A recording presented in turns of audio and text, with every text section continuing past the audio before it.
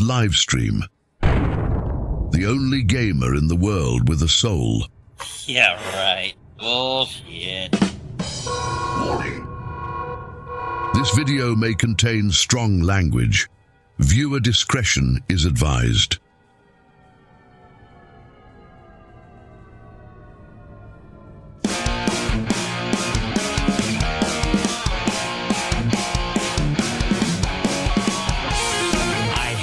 To reuse that intro. I had to. I had it sitting on my computer, and I just, figured this would be a fun time to use it. I didn't want to end up never using it again because that would really suck, and that would make me really sad. I actually remixed this music. I actually demuxed it. A friend of mine made it for me a few years ago for a radio show. And listen here, listen.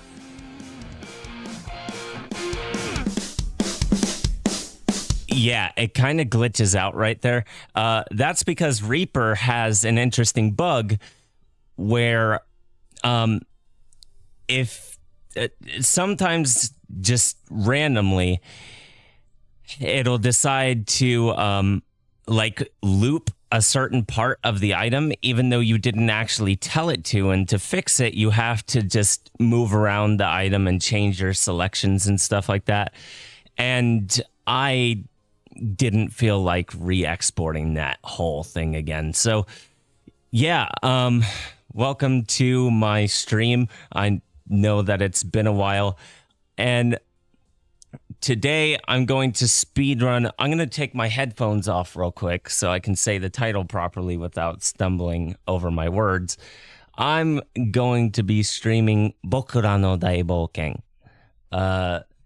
which is a Japanese audio game made by Nyan-chan. And if you don't know what an audio game is, if you're a sighted person watching my channel right now, I will get into that on the way. Hopefully the chat's working right now. And yeah, let's go ahead, get focused on the game, and let's get started. I'm going to play a completed save file because,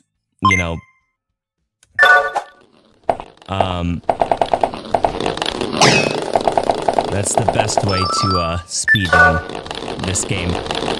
Now,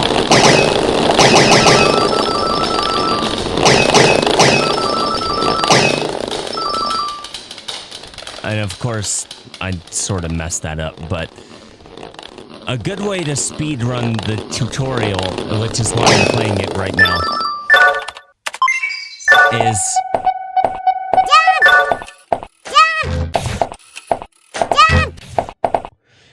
well, obviously the fast walk cheat, you hold down F and R while walking, and that'll allow you to basically run like you're Usain Bolt.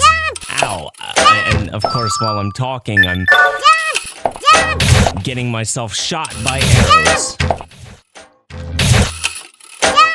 Now, there's a little bit of a fun bug in this game.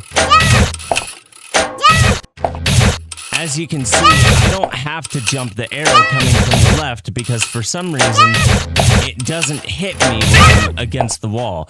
That one on the right, the one I'm in front of right now, still does. And if I don't shut up, I'm going to keep getting hit by it over and over and over again. But I don't care because I'm here to talk, which is something I'm really good at. And actually, while I'm thinking about it, I'm going to lower the volume of the game a little bit because it's hard to talk over it. So let me do that. Now, if you're curious why you are...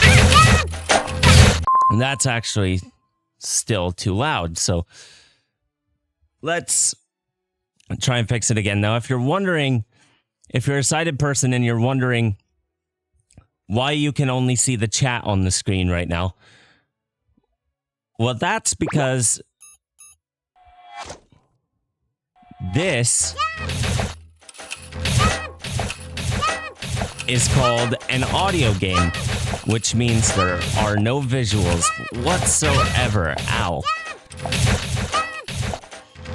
So it would be kind of pointless to show the game screen because you would just see a bright white screen. I think it's a bright white screen anyway, with a title bar. Of course, it would make it easier for you if you wanted to know what the name is, if you wanted to read the Japanese characters, but I'll add that to the video later when I feel like it. Actually, I don't have to jump anymore because, like I said, the arrows fired from the left don't hit me, and I can just stand here and just get hit by this one on the right and not take any damage anyway. So, while we're talking about the game, I suppose it would be appropriate to try to give a status update about myself. So for those of you who don't know, I run a few YouTube channels, one of which is a music channel that I haven't uploaded to in a while. Albeit, I did upload something to it recently. But the last video, before the video I uploaded last, was a year ago. And I guess while I'm getting hit by arrows, I'm gonna take this opportunity to see if my YouTube stream is actually working. So let's see real quick. Let's go to YouTube Advanced. I use an Android phone, and I use this app called Revanced Manager, which you can download from GitHub. You just Google Revanced Manager GitHub. And I like YouTube Revanced. It makes using YouTube so much more convenient.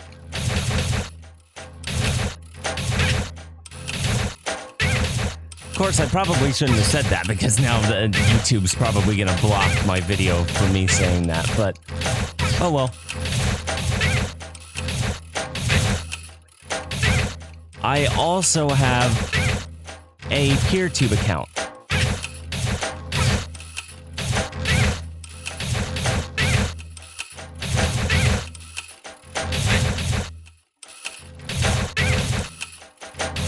Oh.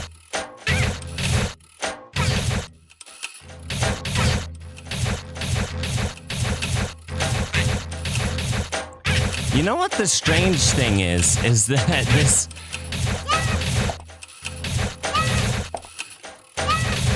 this level should have actually been over long before now.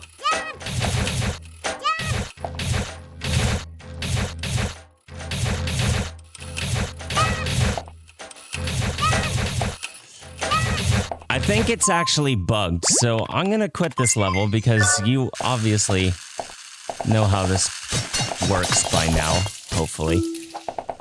Or maybe you don't because I'm terrible at explaining things, but...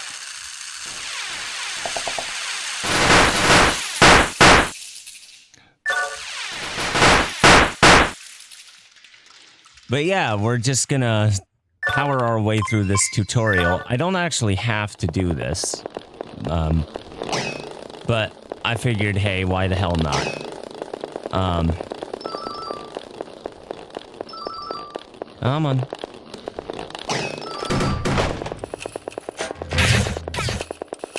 I'm not even gonna bother jumping these because you can't dodge most of them anyway.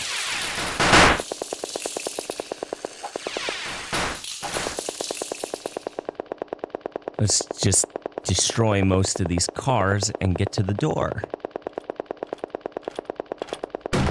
Now,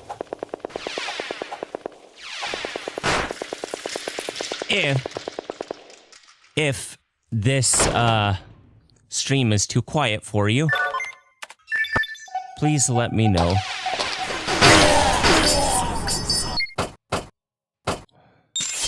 Then be sure to let me know, and I will fix the volume. I just want to be sure that...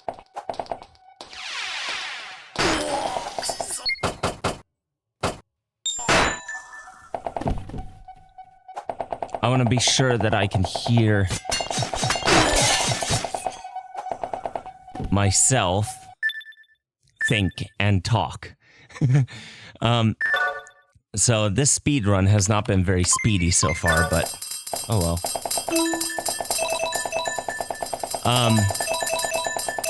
So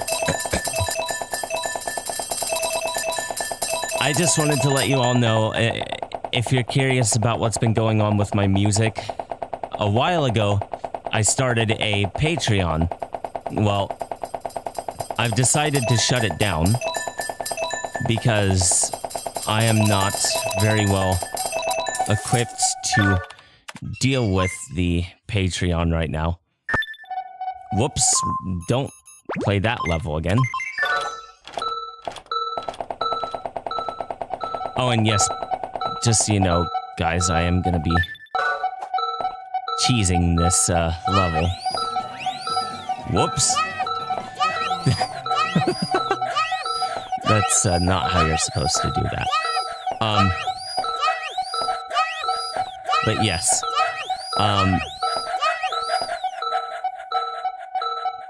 Yeah? Oh. Thought someone was knocking at my door. Guess not. I'm shutting down the Patreon for several reasons. Mainly because...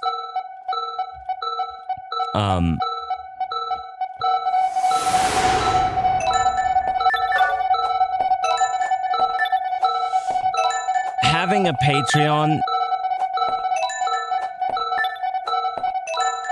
for a passion project kind of makes it feel not like a passion project and makes it feel like an actual job. That's one of the main things. But I actually wrote a pretty long script about it, and it's... Oh, hello.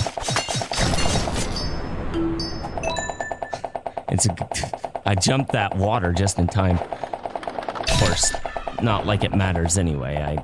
I have the maximum amount of HP you could have in this game, and so I'm pretty much invincible. But yes, I did play this game legit without cheating. And then afterwards, I used Cheat Engine to bring my health way up so that I don't have to worry about taking any damage. Because any damage I do take is going to be pretty negligible.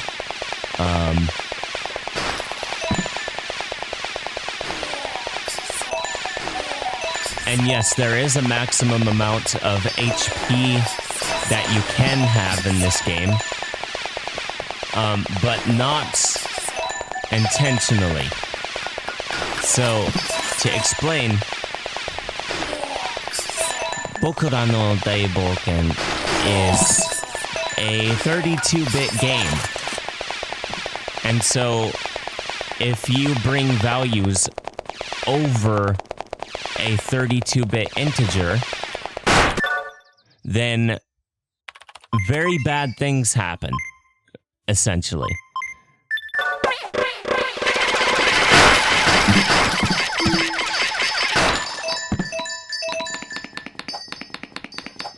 Very bad things happen, meaning, like, if you were to cheat your health,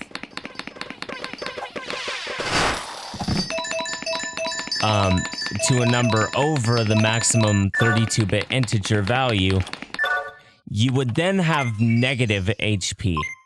And that's not so good because everything kills you in one hit at that point. Of course, there are some enemies that if they hit you, they take a percentage of your HP. And so I've had instances where an enemy would hit me, like one of the percentage taking enemies would hit me, and my health would go up.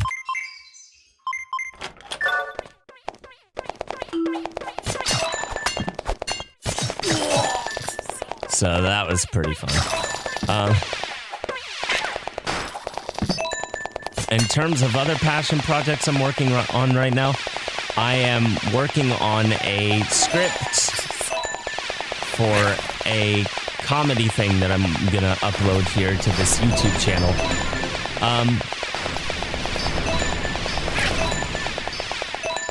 Which basically entails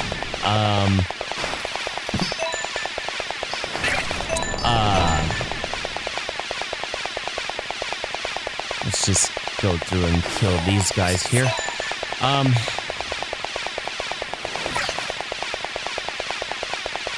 I'm doing a parody of the Cops TV show. And I'm gonna be doing some acting in the script, and we might have other fun little surprises along the way. Whoops. Drago and CAT. Hi. Hello. If the audio is too quiet, be sure to let me know and I will turn it up. Or if I'm too loud, I'll turn myself down. I don't know, to me I sound kind of quiet, but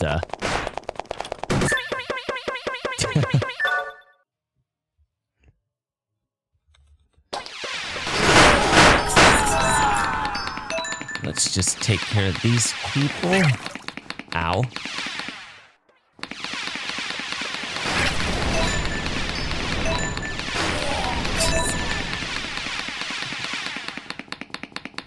All right, we're done with that. Stage 2 is done. Moving on to stage 3.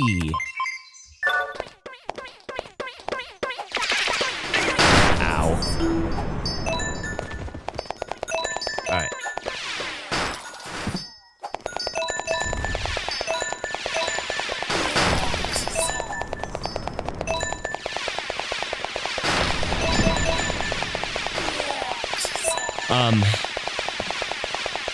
But yes, the script I'm writing, there might be a few fun little Drago and CAT. surprises. Did you hear?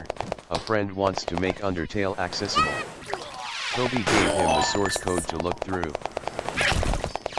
I did not hear about that. That's pretty cool. Although you don't actually need the source code to make the game accessible, because the game has modding support. It's actually surprising how much you can change with the mods. Oh, wow. That was easy. But yes, that would be fun. Although, I wonder how it would be trying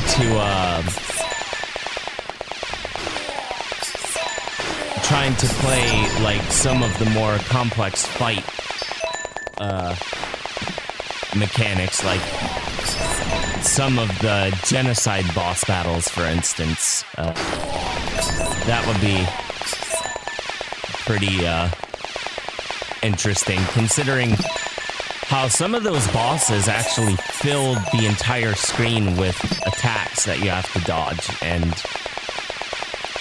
I'm kind of wondering how that would be plausible.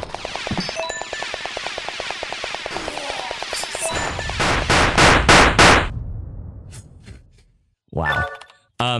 Give me a second to check my Discord. I'm gonna see if I... Yes, I did. Okay, cool.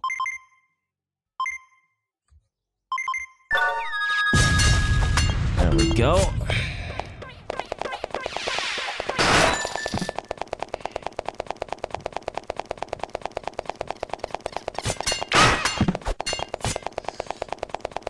All right.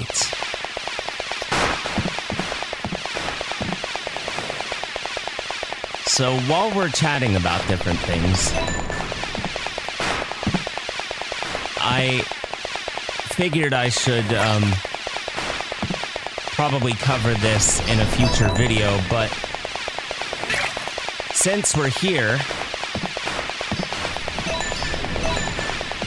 I may as well tell you all that I received a comments reply today. And let's see here. Basically, I made a comment asking a person if they could make their video accessible for their videos accessible for blind people, because they only did like, they do these Windows tutorial things that are pretty cool. But hold on, let's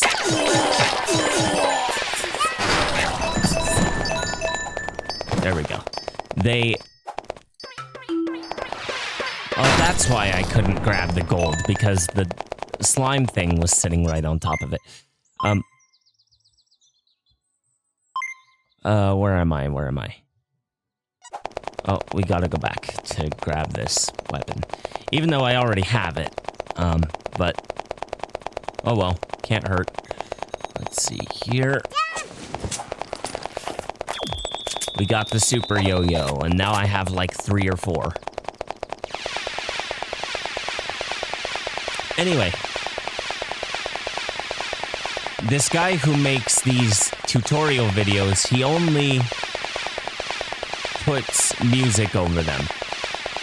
And so I basically said, hey man, like, as blind people, we can't really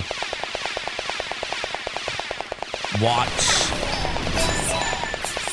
the video, so can you maybe like talk over the video, or like use text to speech if you're not comfortable talking, or something like that.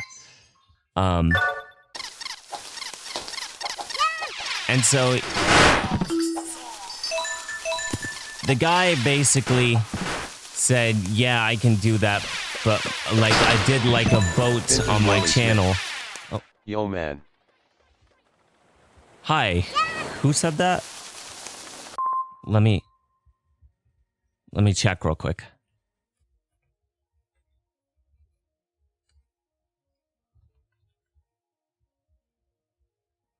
Who said that?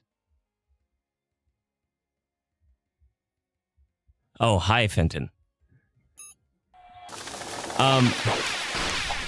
Anyway, the point I'm trying to get to is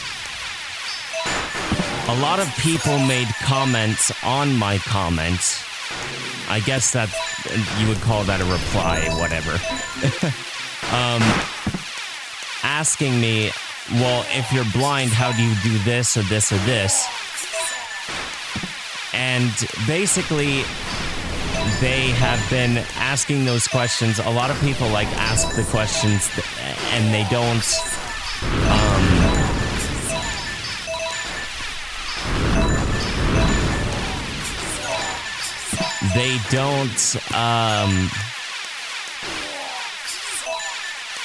check to see if somebody else has already asked that question.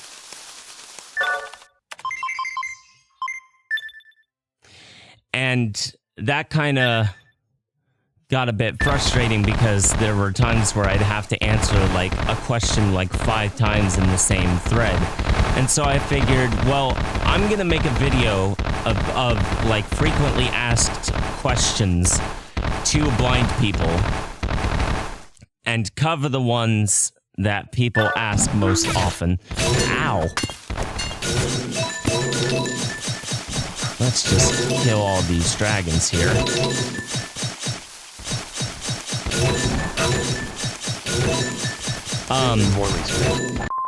Was the cutout just for me? What cutout?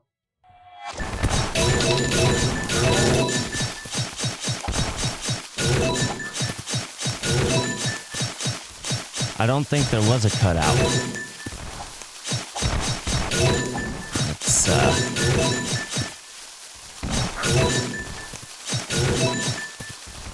Almost got me there.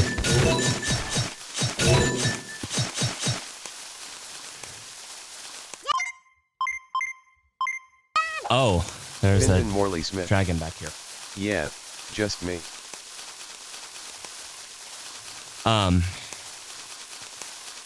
Let's see. Hello, little dragon. There you are. I'm not doing a good job speedrunning this game. There are people who probably have done this faster than me. Let's talk to all these people on the street.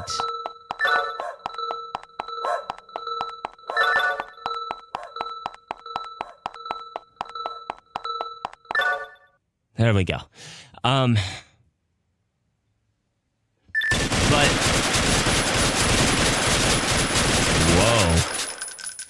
But anyway, I said I was going to write this script for this video to answer these questions, but I said that about a year ago. Maybe more. Actually, I think I wrote that comment like 2 years ago, and Lyndon people Morley started... Smith. Damn, that was loud LOL. Shouldn't be. I actually turned the game way down. I almost can't hear it well enough to play. Let's see here. Come on.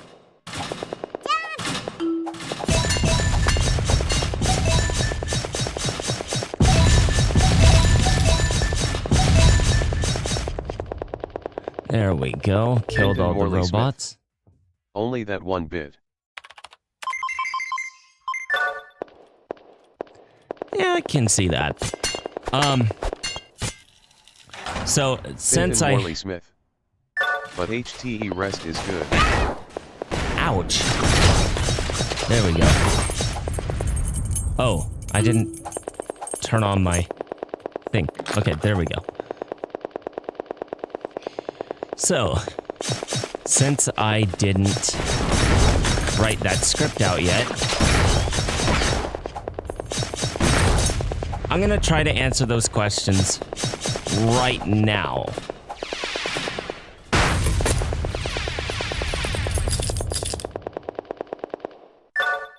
And so, the most common question I get as a blind person is, how do you type on a keyboard? That was perfect.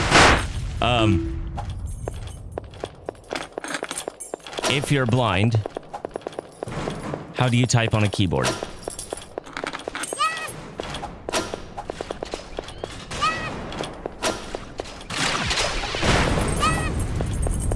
And to answer that question, I'm gonna call people out, sighted people specifically. By saying, but before I say that, I should say, and I can't dodge these attacks right now, because if I do, the robot missiles will hit the people on the left, and that would be very bad because that would kill them and I would lose the mission. And when you lose a people rescuing mission in this game, well, the entire game closes out.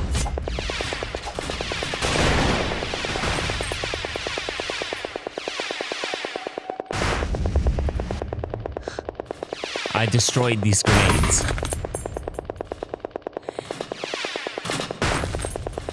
And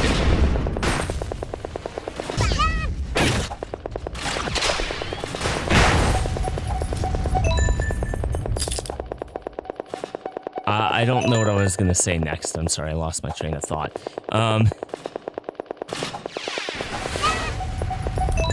But yes, as I said, I'm gonna call some people out here. You know, not specific people. This is like a thing that a lot of sighted people in general tend to do. And it's a bad habit. So basically, I just got hit by an iron ball. And a missile. I'm really not on a roll today. A lot of sighted people. Finton Morley Smith. Right, I'm gonna jump out, got stuff to do, might be back later, though slightly smiling face. Alright, see you later, man. A lot of sighted people, they like to... They feel like they have the need that because they have vision, they have to use it for absolutely everything, even in situations where they really shouldn't, because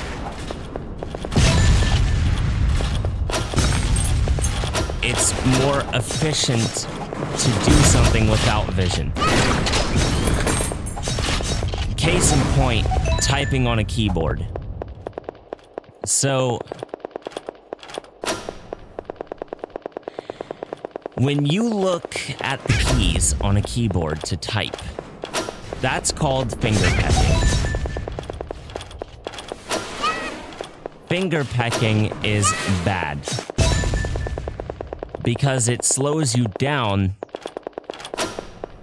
because you're always having to look at what you're doing. And when you always have to look at what you're doing in order to do something reliably, it slows you down.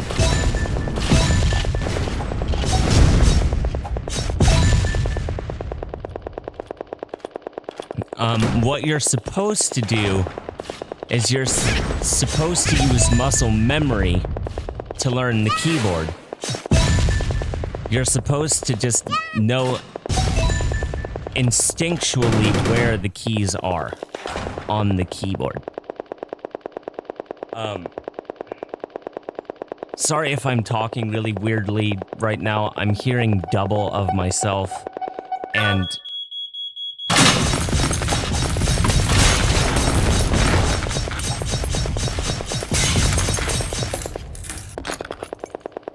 there we go. Killed all those pesky robots. And now, let us proceed.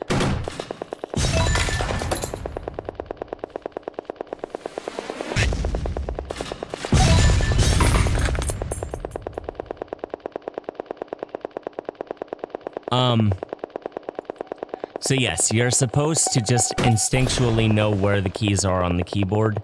You're supposed to learn where they are via muscle memory. It's kind of like, I don't know how else to describe.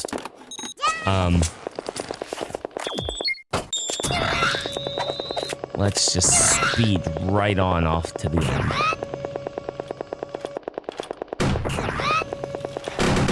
Security access password.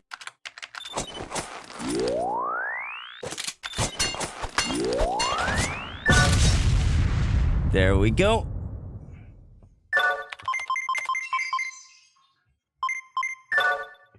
All right. Now, this one I'm going to have to focus just a little bit, so...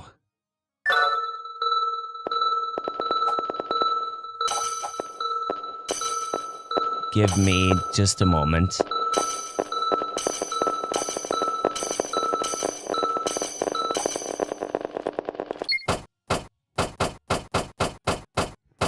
I'm gonna get the...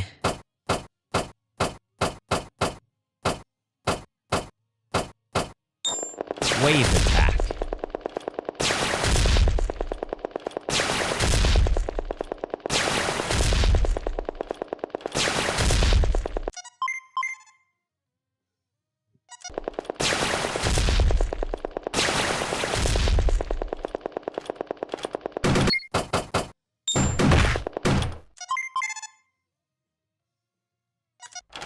All right.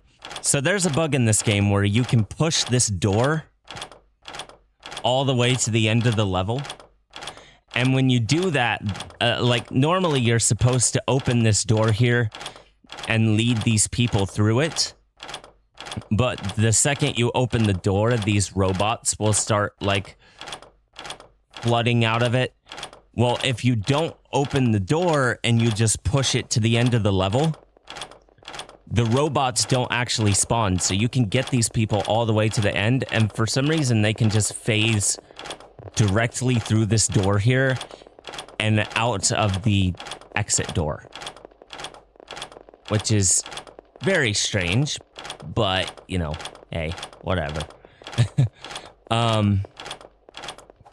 But that means you don't have to risk getting these people hurt when you go and turn these robots into scrap metal. And the best part is that when you lead all the people out, the robots that spawn after you open the door don't respawn. So you can just go on a robot killing spree. Grind up again a bunch of grind up a bunch of stuff, a bunch of robot parts and stuff, and you're good to go.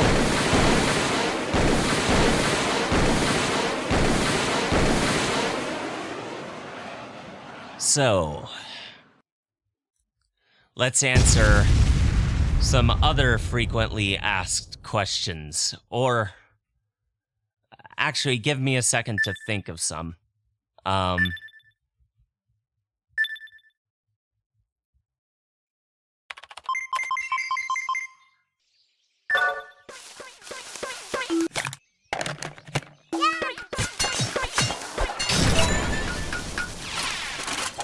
Goodbye, big slime.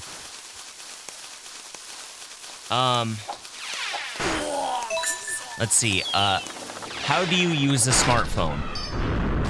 Well,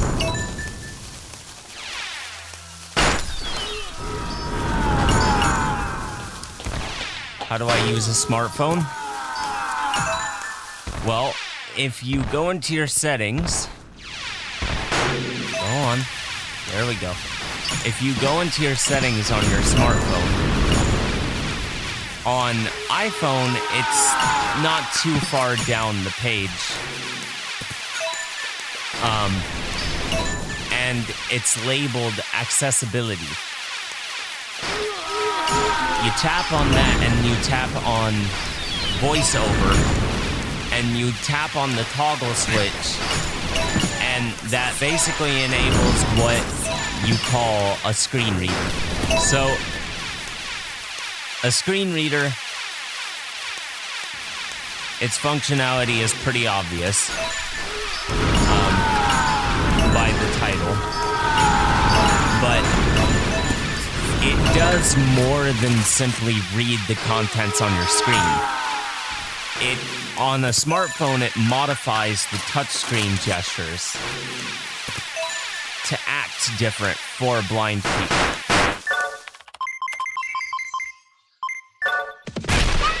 Ouch. I just got trampled by a horse.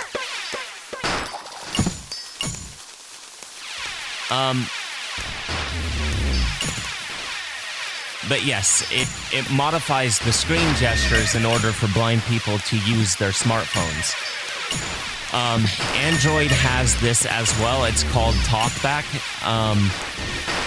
But the accessibility settings on Android phones are in different locations depending on the phone you have.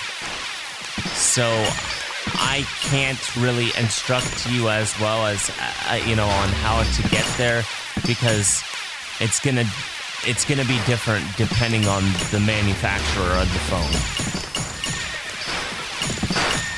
But what I can tell you is that almost every bit of technology in the modern day with an operating system on it usually has a screen reader. And it's usually the really obscure stuff or Nintendo that don't. Obscure stuff because, like, a lot of developers don't really know much about accessibility. And Nintendo, honestly, Nintendo doesn't implement accessibility simply because I don't know why. My best guess is because they feel they can't be bothered to do it. Because there is no way they don't know that blind people exist. And they are like one of the biggest gaming companies in the world. So honestly, I can't answer that. What I can tell you is that I'm fairly certain it is required by law in the United States that I just realized I don't have to kill all of these enemies. I can just fly through this thing. There we go.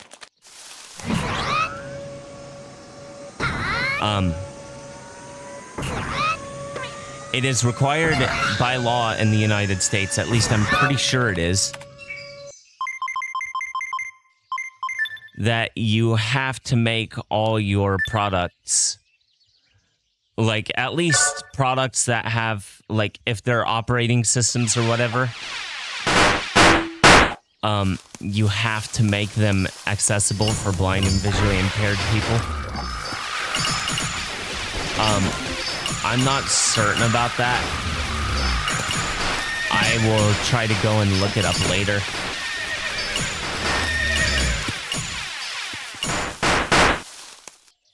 But at least I think that's how it is. Just a second.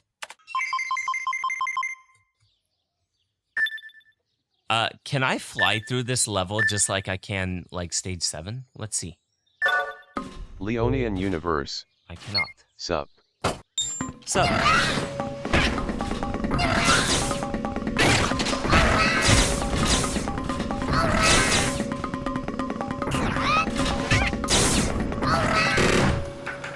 These levels in stage 8 are pretty easy to speedrun because... Let's see, with the exception of this one and the boss level. Leonian Universe. I never did finish this game. Wow, you're moving fast as hell. Yeah, I'm using the fast walk cheat.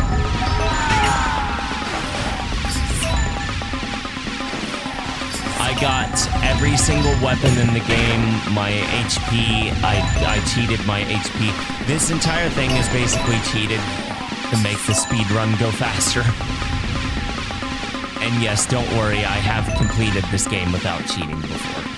This is actually the very safe file I did it on. So, yeah. I'm mainly using this as a form of entertainment to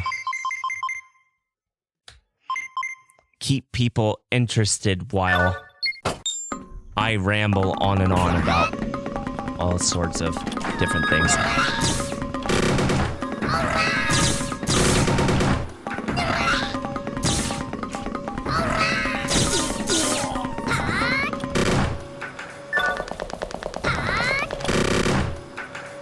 That one was easy to go through.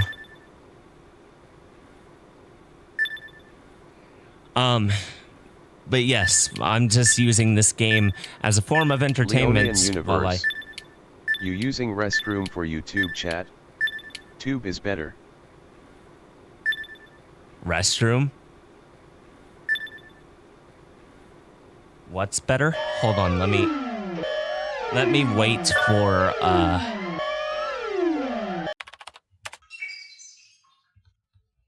let me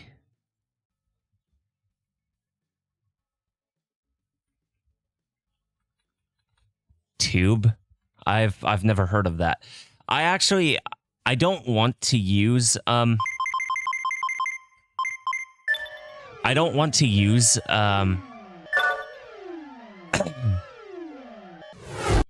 don't want to use Restream because, you know, ideally I don't want to because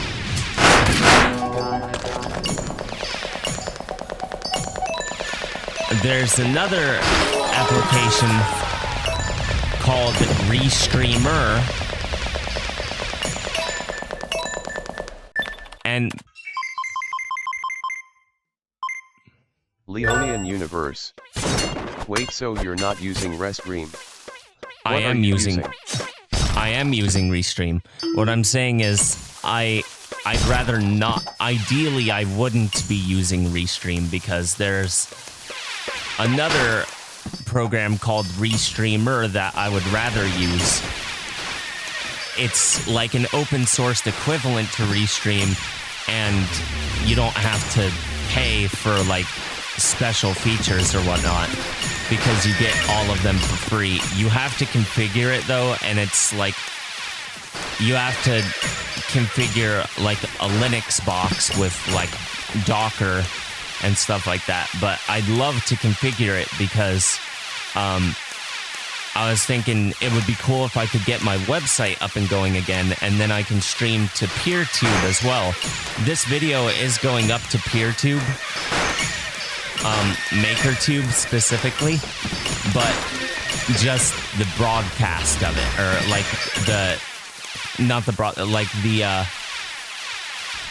the recording of it is going up to PeerTube because I can't stream to PeerTube with Restream because Restream doesn't support it. Natively anyway. And Leonian Universe. in order to... Damn, I don't own a Pi, otherwise I'd do the same. I never did set up PeerTube myself. Yeah. But, let's see. Let's grab this iron thing over here. There we go. But it would be nice. Oh my god. That was close. That thing was right on top of me. Jesus.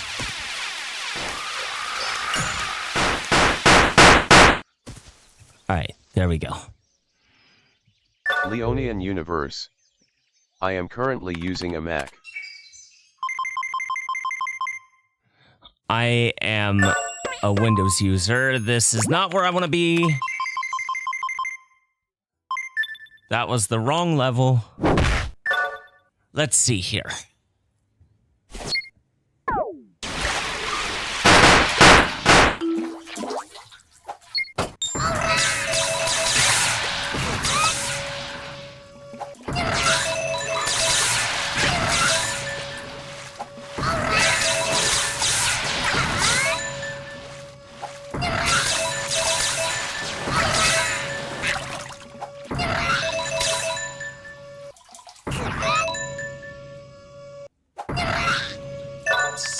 Here.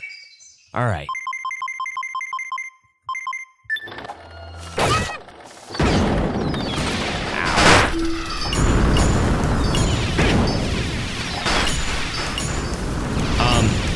But yeah, I would love to, because like, so Restream can do And to think this entire series of games was made by a teenager for the lols.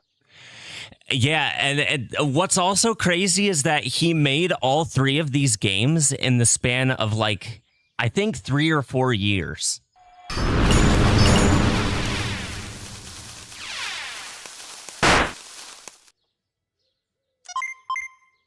Which is crazy because, like, if you think about it, all three of these games, they're a lot of fun.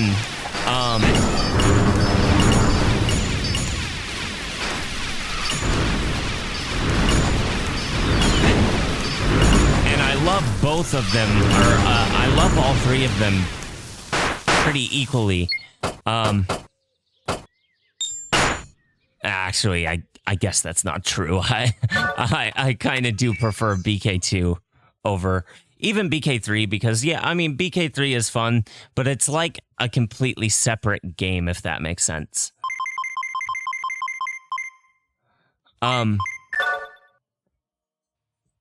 But,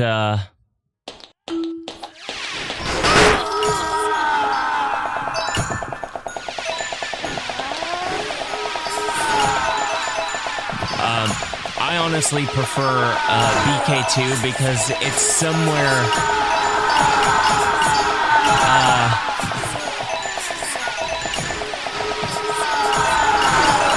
Hold on.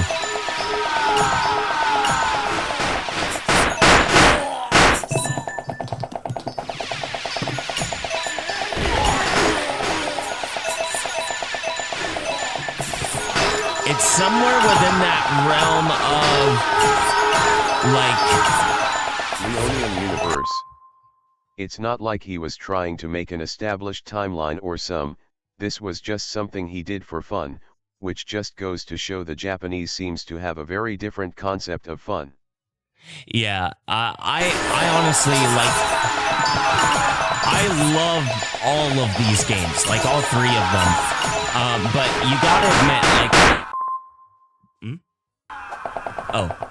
You gotta admit, there is like such a quality difference between all three of them.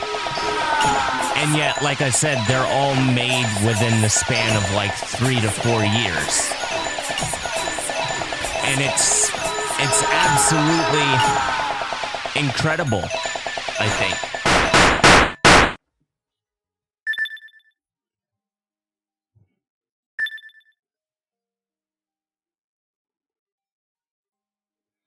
Absolutely incredible.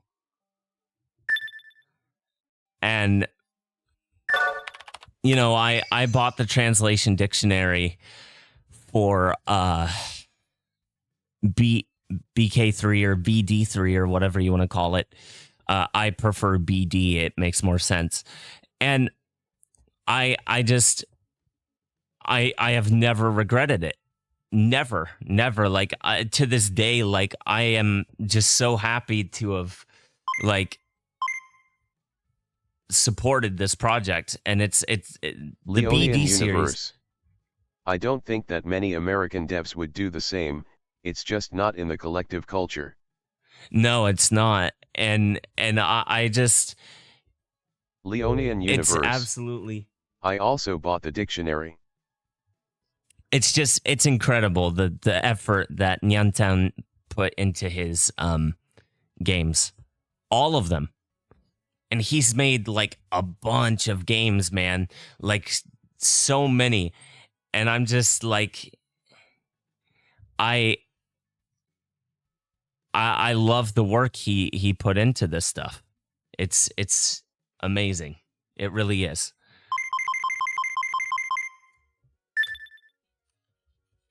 Leonian universe. Yukio rocks. Yes, he does.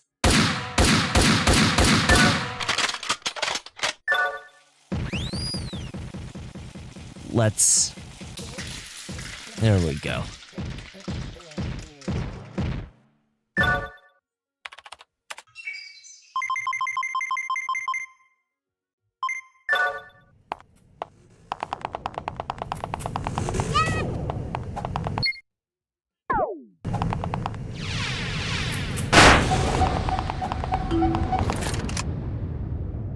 There we go.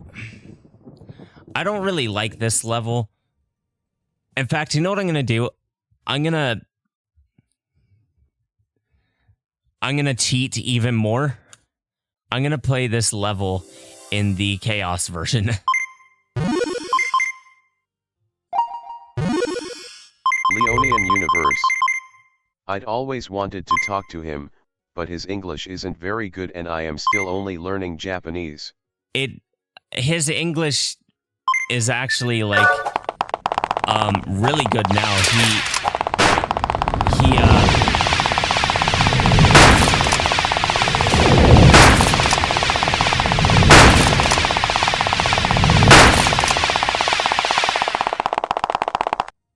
His English is amazing now, honestly. Like he speaks like pretty much, if not native level, like very nearly native level, in my opinion.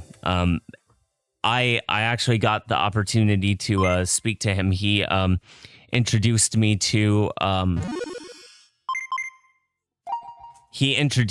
to my Japanese friends on Clubhouse, and I talk to them now, and like it just I have nothing but respect for him, because like he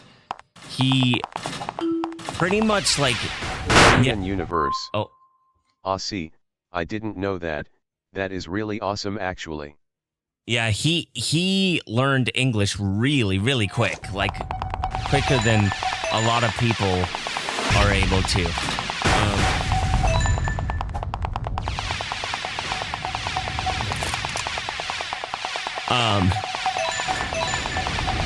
And like I said, it's just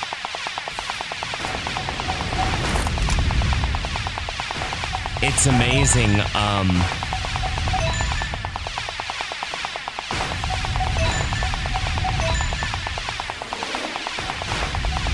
Like the stuff that this guy can do. Like I have nothing but respect for him, because like he defined my childhood, and he introduced me to my friends, and like he's just been the centerpiece for like a majority of the stuff that I'm interested in and the stuff that I'm passionate about. And I'm just like, he is gonna be like one of my number one, Leonian like Universe. the people. Always wanted to tell him that Crystal City is literally a neighborhood that I lived in not even that long ago. Wow. That's awesome. Let's see here.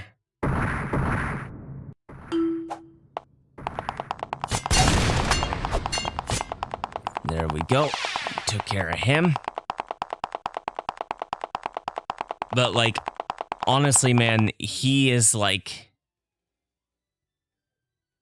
my number one like person that I'm gonna credit. Well, him and Fenton. You guys saw him earlier in the chat. Honestly, Fenton and this other guy. Leonian Universe. Of course we didn't have random people robbing us for our rice, but still.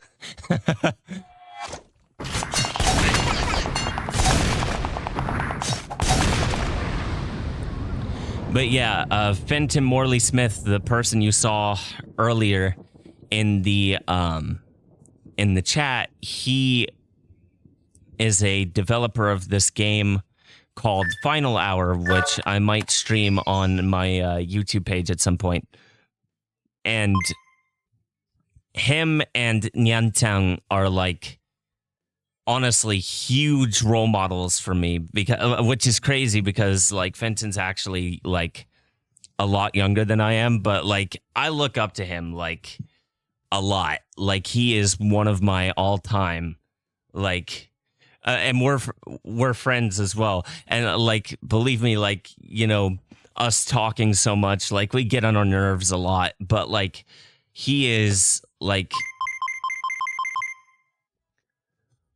my like right up there with Nyantang, honestly. And Liam Irvin and just a lot of these people, like I owe a lot of what I'm passionate about to them. and I they're gonna be like, and we also have another friend. He goes by the fake VIP. He's also one of my role models, and like just all of these people I owe pretty much my entire life to, honestly. Sorry for getting so sappy and stuff, but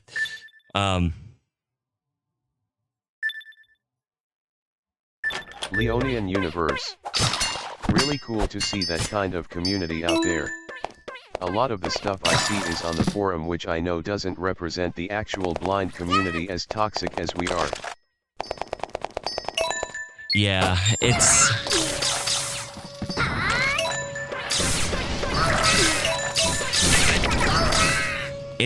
unfortunate how toxic a lot of the blind community is. Honestly, every day I'm on the audio games forum, I wonder to myself why I continue to hang out on that place, because it's like one of the most toxic communities I've ever been a part of, and it just brings. Oh, maybe it was spammers getting censored or something.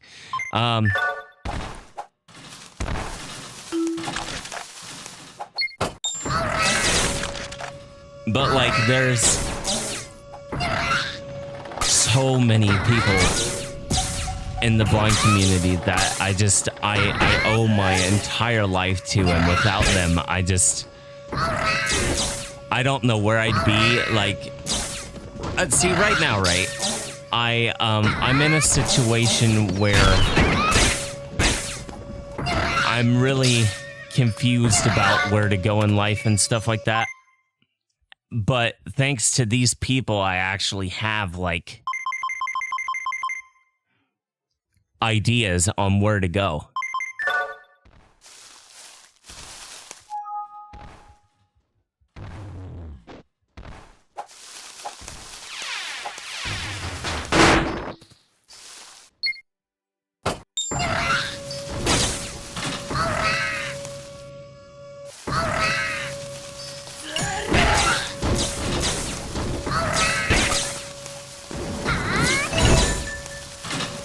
Let's get the hell out of here.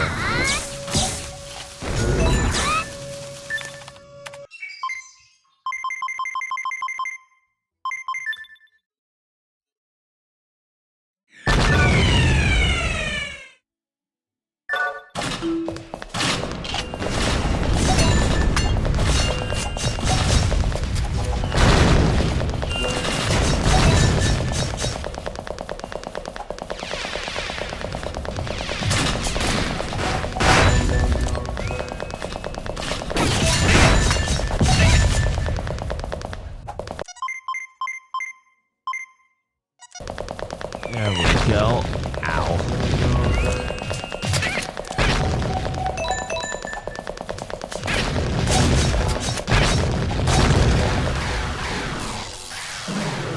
There we go. Killed them both.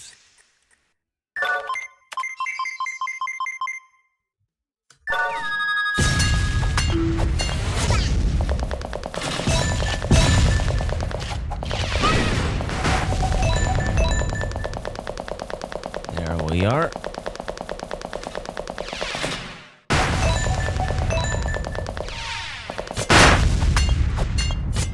All right.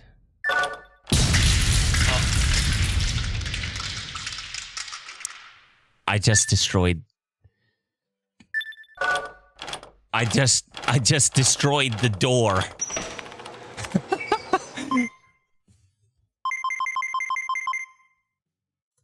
Leonian Universe. I think this is the first time I've seen you live. Oh, well, welcome. I'm honored to have you here.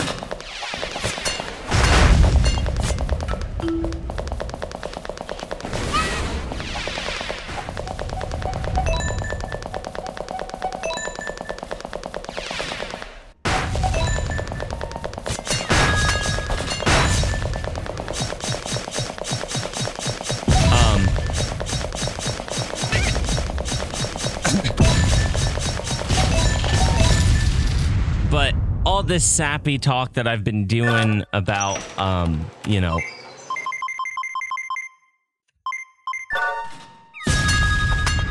the people who inspired me, it's a perfect segue into me talking about my future plans for this channel. So, ow. Please never do that again. It just did it again.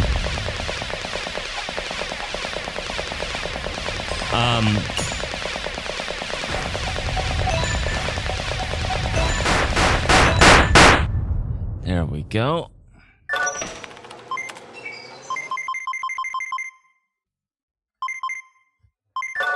All right, so now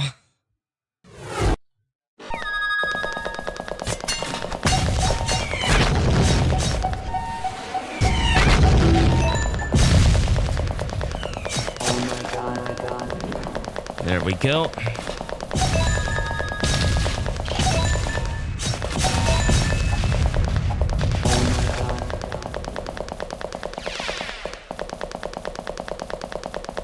Right.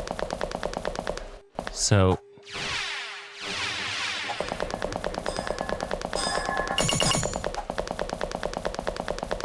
basically, one of the things I was planning for this channel is, so I'm going to talk a little bit about myself. So I'm an amateur musician. I also do some writing stuff. So, you know, as I said earlier, I'm going to be writing a script for a parody that I'm working on.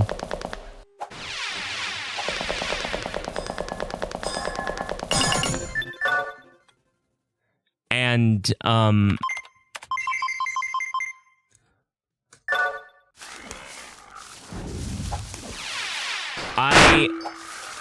I speak a little bit of Japanese. I'm not anywhere near fluent, but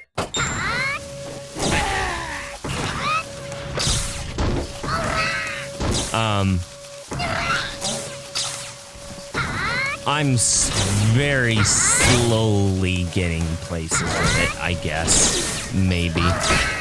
Not really, but and I'm also trying to get into programming as well.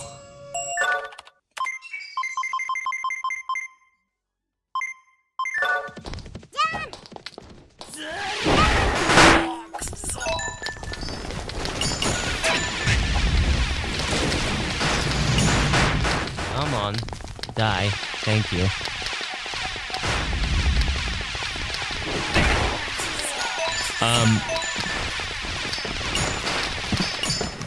But I have something called ADHD, which stands for Attention Deficit Hyperactivity Disorder.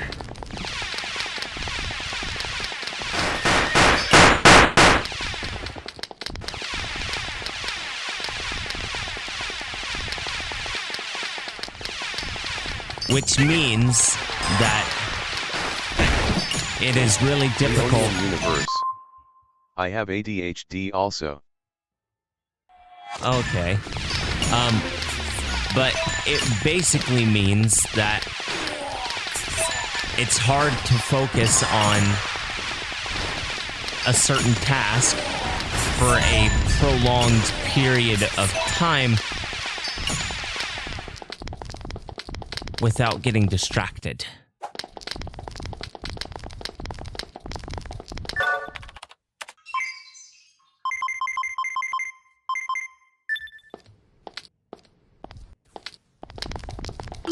Come on.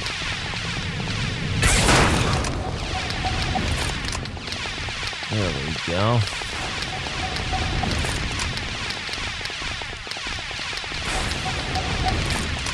And so one of the ways I'm trying to work around my HD, okay, so basically, what I'll tell you is, for years, I've been kind of trying to I've been trying to suppress my HD and like make it go away. And I've been trying this for years, and I've sort of realized that this isn't working for me. So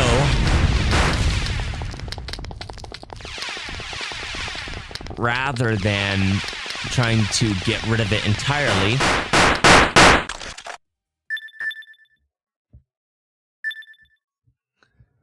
I am going to attempt to take advantage of it. And do all of the things that I would like to do in life.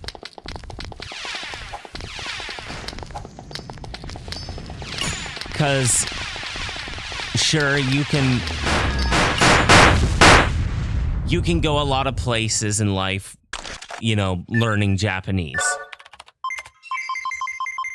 Or another language in general.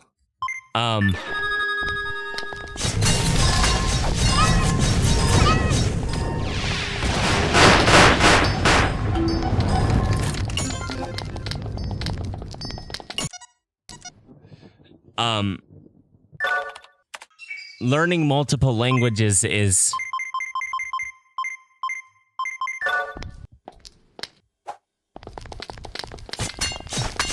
a very useful,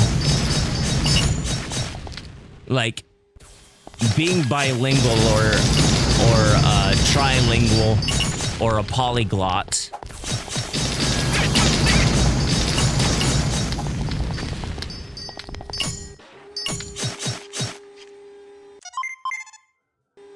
Those are very useful skills to have.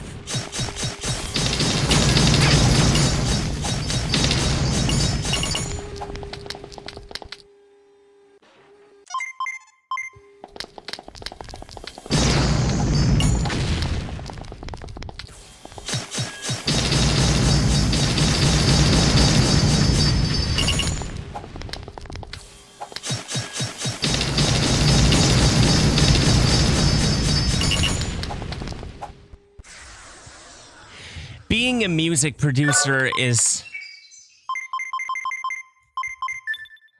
it's a lot harder to get places with it.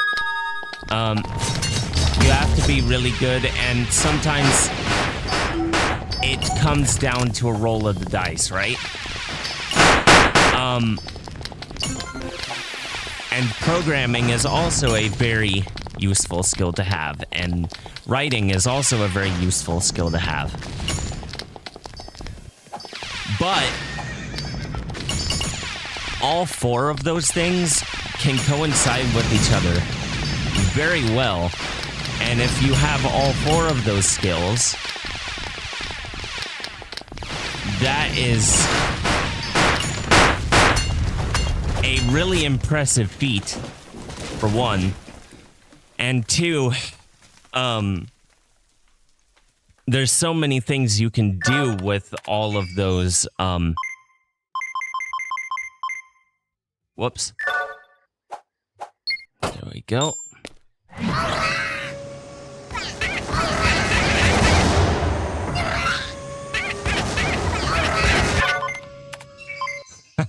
That was easy. Whoops. Wrong stage.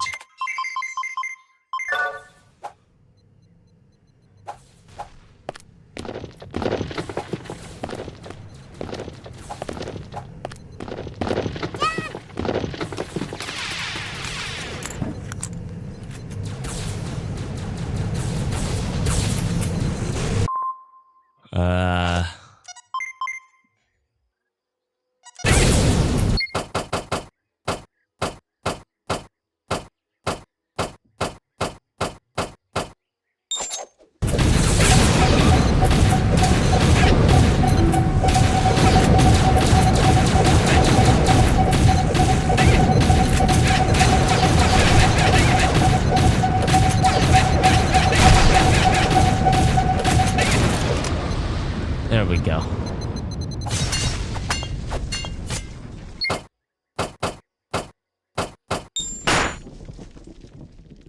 All right.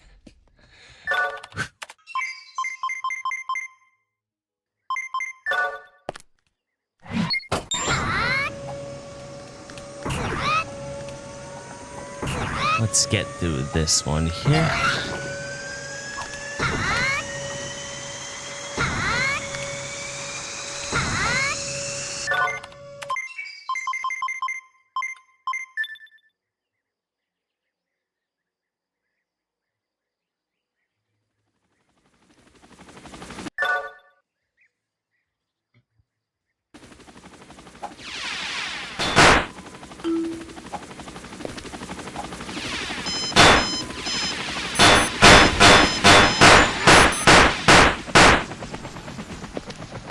Let's see here.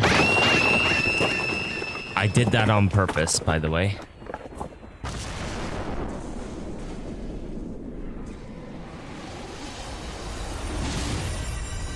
Because I already have the laser cutter, but this shows people how to get it if they don't know how to get it. You have to have the laser saber to do this. And the reason I'm walking so slowly right now is because now I can take my time and say what I need to say. Actually, let's just grab this first. Right. So, writing, music, programming, and being bilingual, those are all very useful skills. But if you have all four of them, it's very impressive to have those under your belt. And you can combine them in so many useful ways and make things that are really cool with them. And having multiple skills like that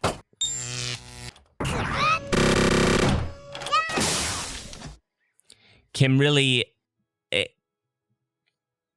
it's like a perfect job opportunity, essentially. If you can pull it off.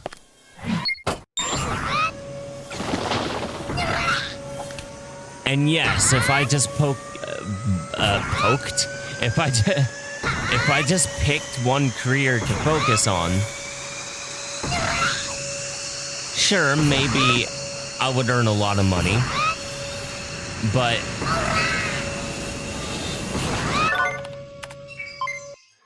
life, I think, will be so much more fulfilling when I can do all of these things and be happy doing all of these things. And I feel like I can do all of these things.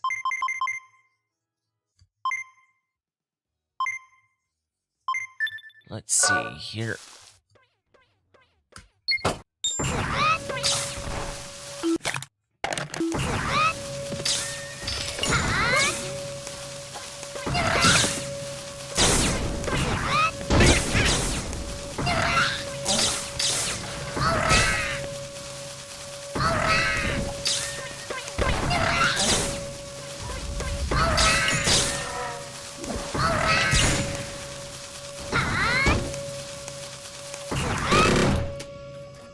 There we are.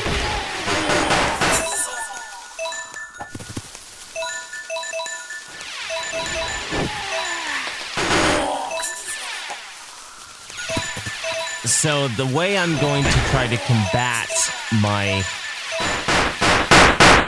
ADHD, or not combat it, but take advantage of it, is I might start doing more of these streams in the future where I do all of the things that I want to do, you know, Japanese and programming and all of that, in front of my audience here on YouTube, and, you know, sort of see how it goes. You know, maybe I can get advice from people in the same sort of field as me. If I'm doing streams often enough, it means that I can get increased, engagement and stuff like that. Bring some more people in who are maybe experts on some of the fields that I participate in. And it could be a good learning experience for me.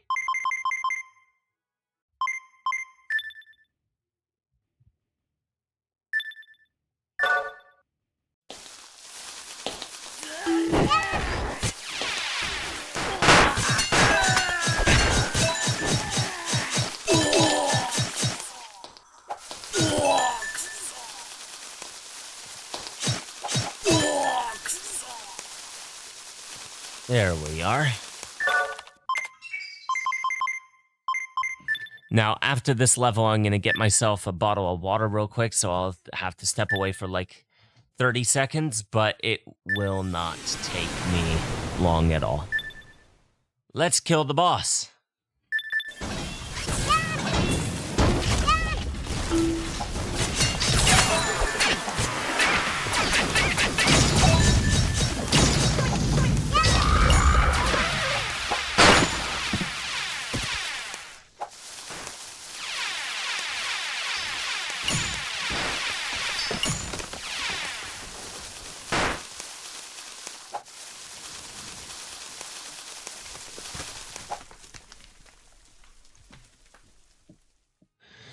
All right, now there is a part in this scene where the character goes absolutely insane and starts destroying a bunch of stuff. So while that is going on, and you can't skip it either. So I hope you all enjoy this scene while I grab myself a water bottle. And I will probably be back before the scene is over. So here we go.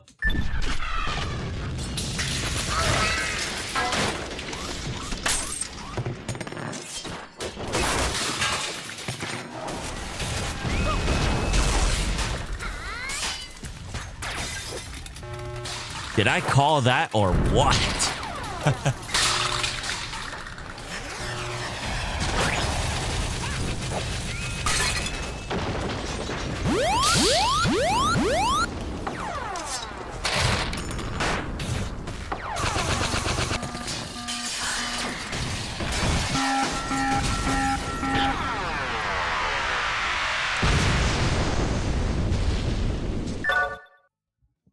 So the robot has been destroyed. And now...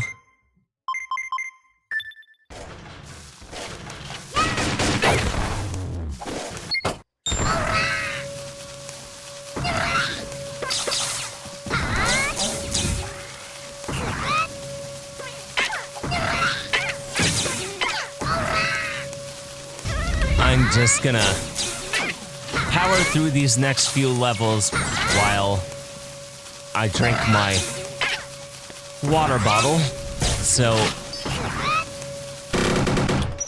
I'm gonna be silent for the next couple minutes while I drink, because I have been talking for a while.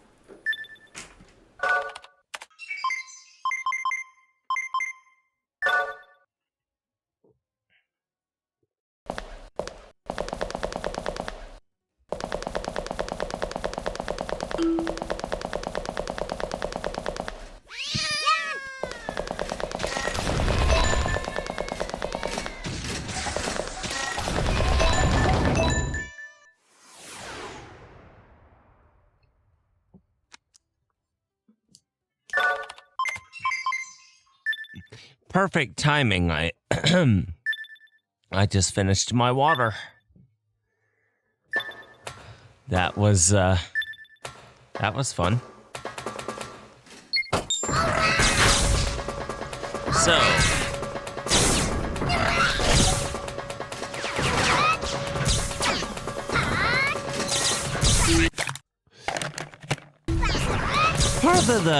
part of the issue you run into when you talk as frequently as, well, me, is you eventually talk yourself so much that you no longer have anything to say.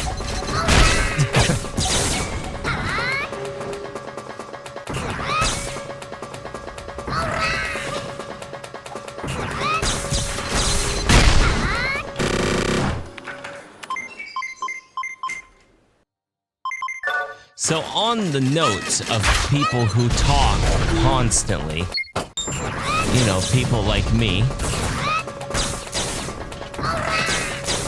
I'm going to use this to segue into a show that has a character that does nothing but talk all the time. I love Full House. It is one of my favorite shows in the entire world. And it was my childhood, and it's just like, what else can I say? It's really fun. Did I destroy it? Yes, I did. But yes, Danny Tanner is the character I'm referring to when I talk about characters like characters that like to talk all the time. And he's one of my favorite TV characters of all time, because he kind of reminds me a lot of my own dad. Although, you know, and that's funny because their personalities, like, they are like nothing alike. So that's why that's kind of amusing. But he just kind of has that tone, like that voice, like that kind of fatherly voice, if you know what I mean. Like the way he talks, his tone. And he just reminds me so much of my own dad. It's crazy. But yeah, he is one of my favorite characters.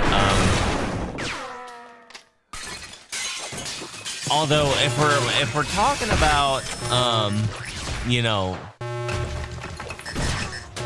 characters I relate to, well, I relate to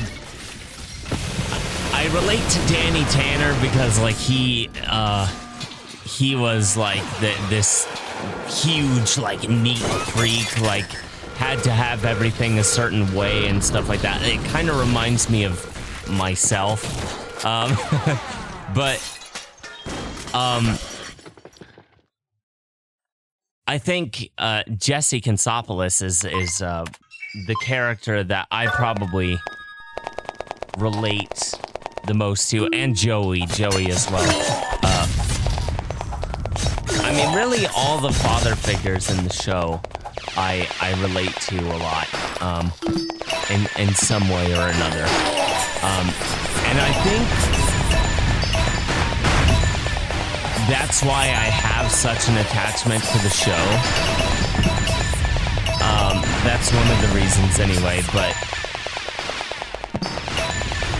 I don't know, I also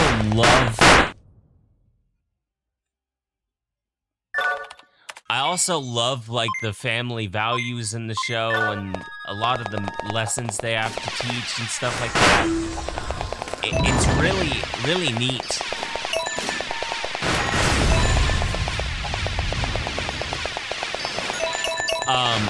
Fuller House, on the other hand, I am not as big on. Mainly because I I don't think it's as good, and I think they retconned a lot of the characters. DJ just doesn't seem like DJ anymore. Like, she just seems like super out of character, in my opinion.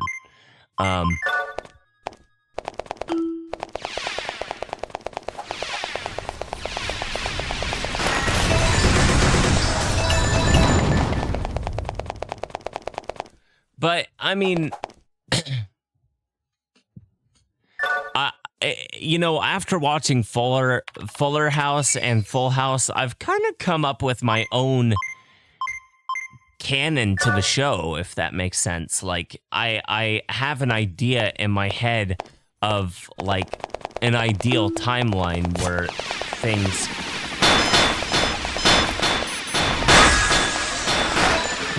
work out the way they should. Also, you gotta admit, like, Fuller House is just a little bit less special because, like, they don't have some of the characters that they had before. Let's skip this destroy everything scene. Let's just skip past that. Yeah, like that. All right.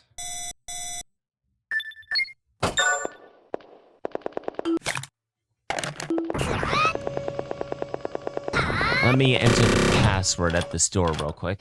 Enter security access password. There we go. I don't have to kill these robots, so I'm not going to.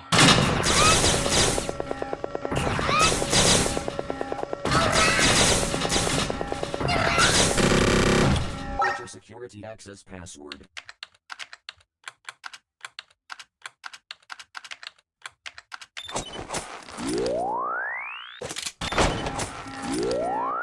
That's a weird bug.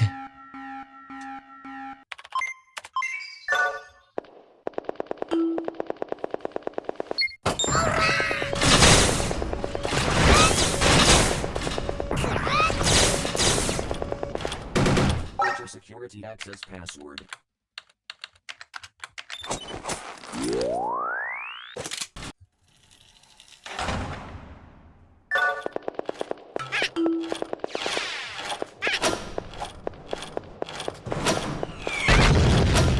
I don't care.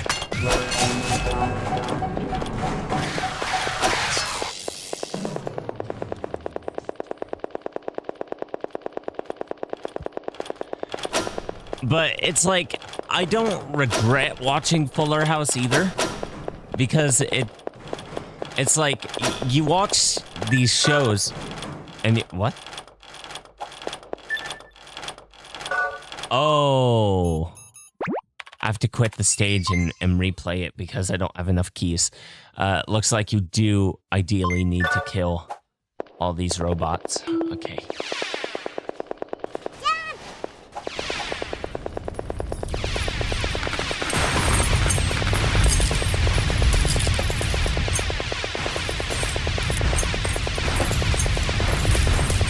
But yeah, like I said, I don't regret watching Fuller House at all because like it's sort of Enter security access password.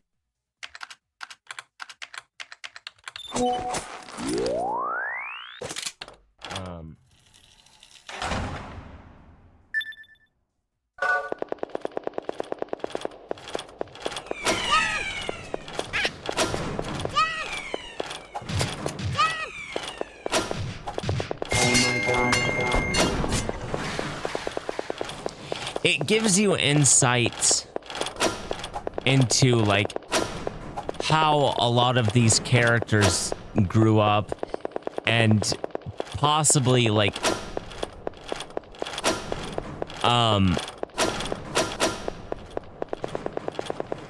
let's see here.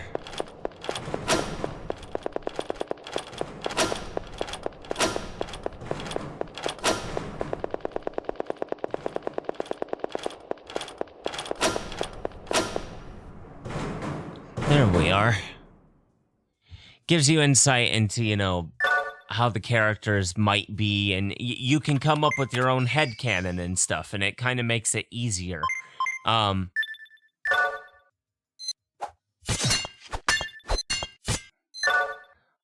accidentally killed one of the people. So now I have to restart the entire game. I do wish that it would just kick you out of the stage and you have to restart like it does when you die, but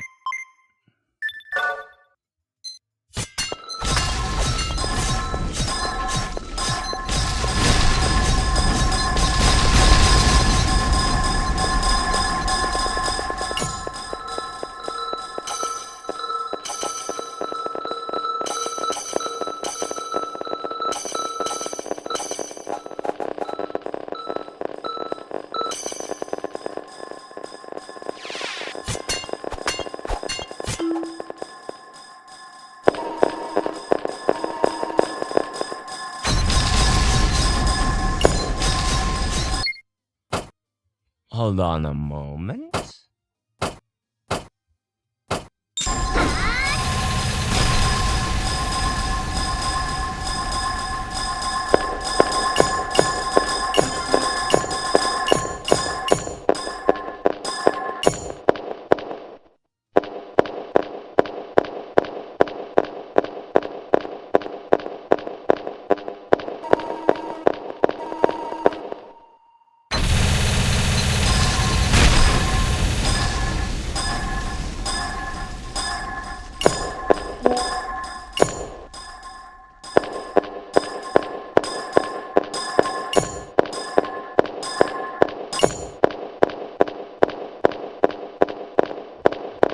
For the next little while here, I'm going to be focusing rather intensely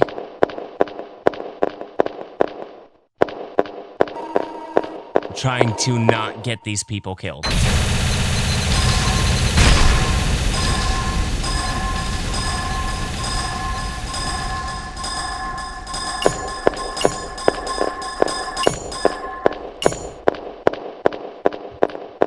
I will say, though, it is a good thing that the bombs cannot pierce through me and hit the people behind me. So I can just stand in front of them and take all the damage.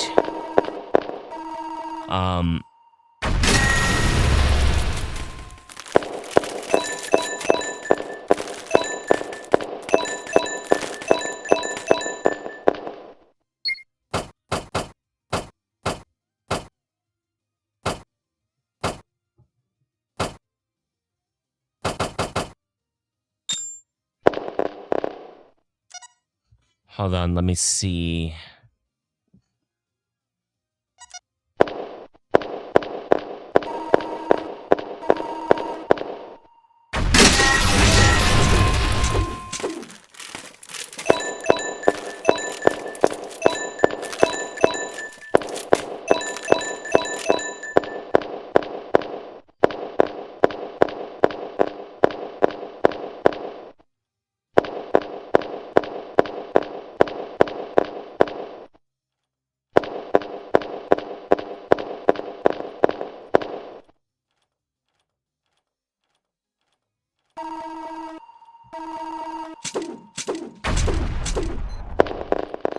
Okay, we're good. All right, guys, come through the door.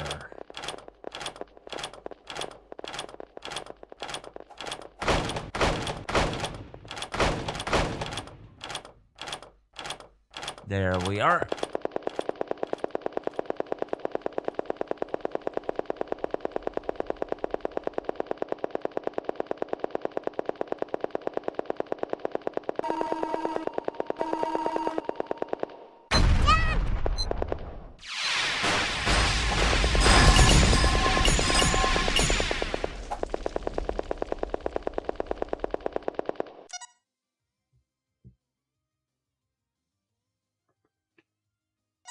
Okay.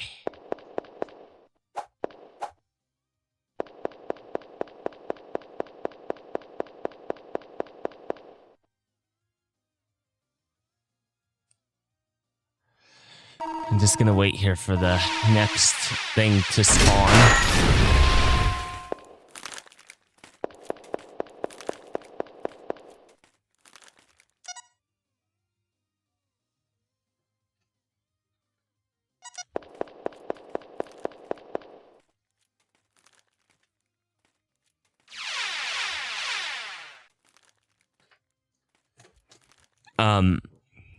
So basically the gimmick of this level is occasionally you'll hear this alarm sound like that, and that prefaces a bunch of enemies to come swarm around you.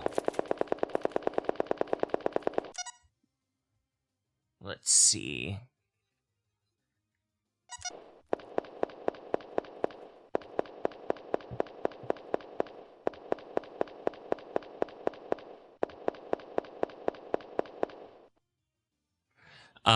So basically the reason I'm not going all the way right is because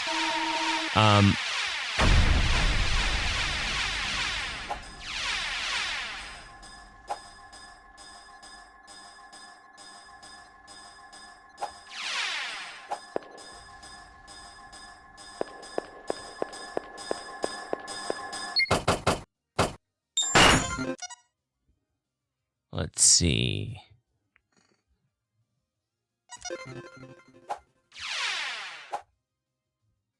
So basically, you have to grab a second wave of people.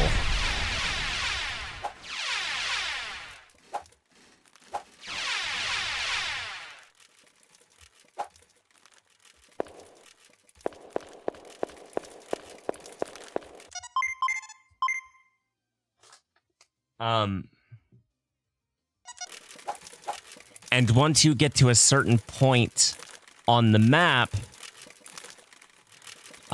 those people will show up. And so I'm trying to get a bunch of enemies to come and attack before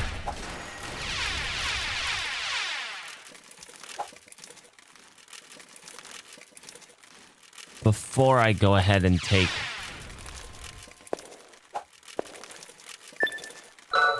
another step.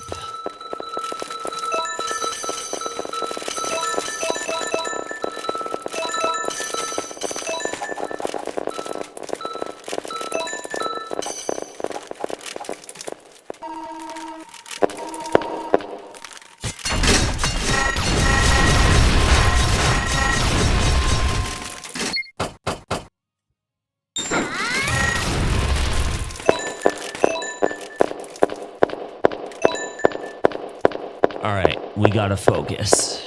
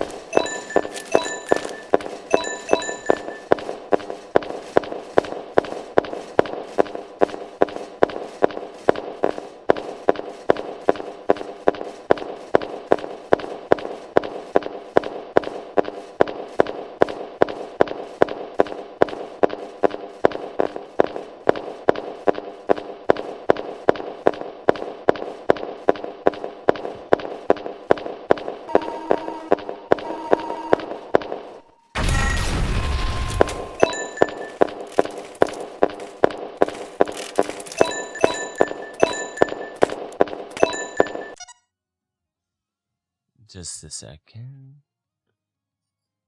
Okay.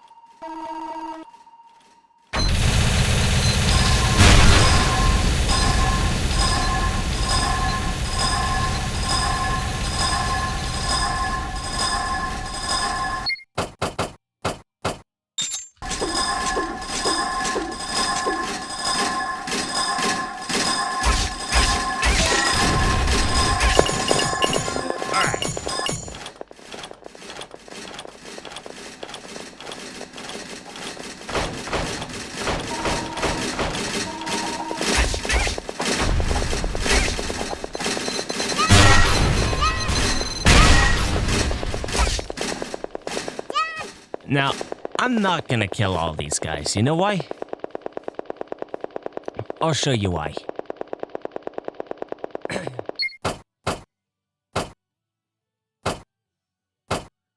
But first...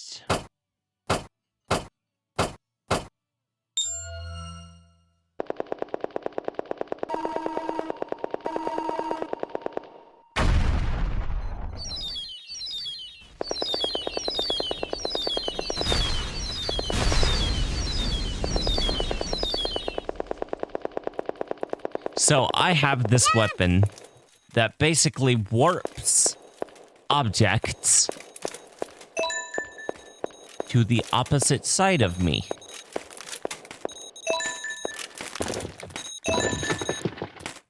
Now the reason this is important is because you hear that crumbling sound there.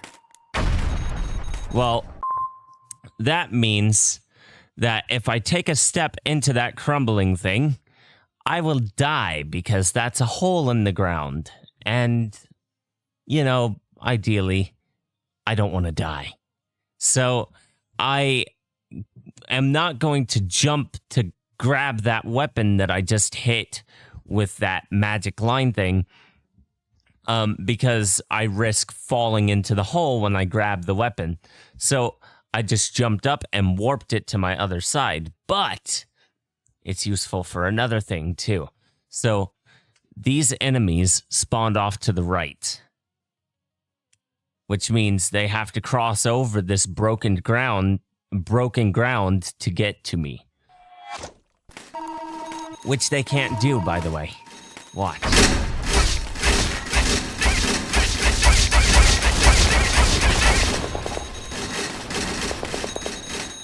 So they...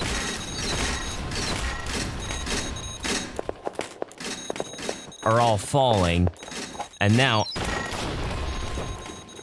I just warped that one straight into the pit. And I grabbed the weapon also, so good.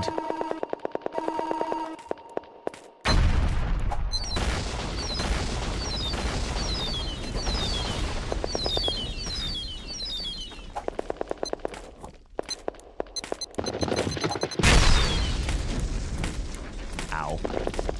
Let's see if I can get this dog to grab this robot leg. Without falling. Okay, that's not an option then.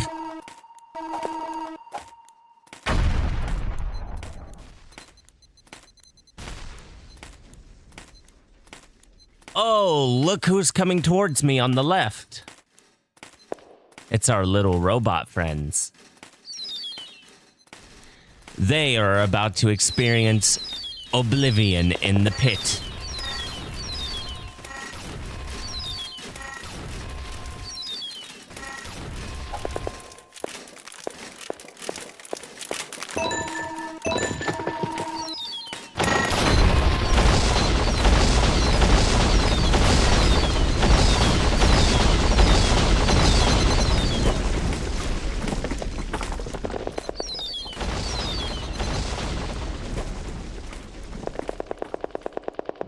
So, I just warped all of my enemies into the pit.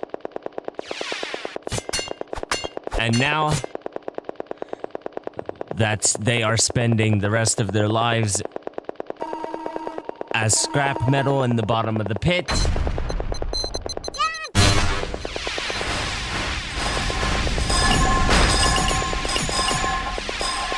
after grabbing my well-earned gold, I shall proceed to get on with my life.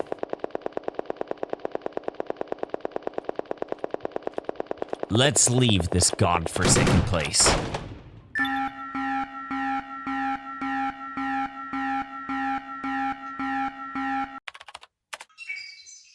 By the way, it's worth mentioning that that guy really needs to pay for maintenance on his building if there's going to be holes like that magically appear in it that people can fall to death in. But, oh well.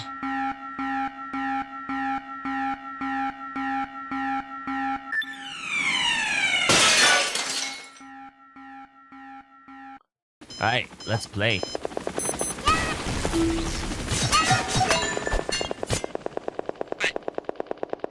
And now we're gonna destroy all these robots.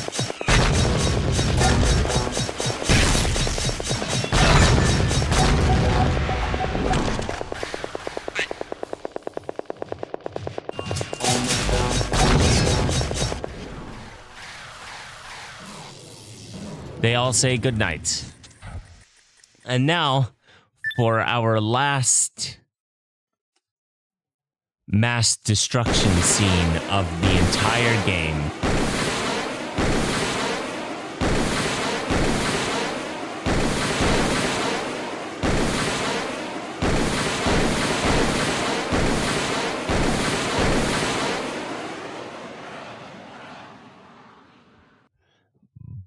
Boom.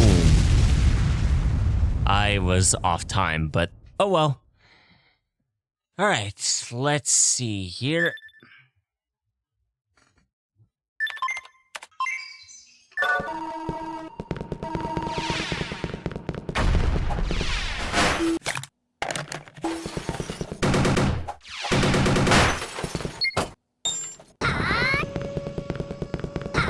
So this weapon I'm using basically sends me forward through the level at a really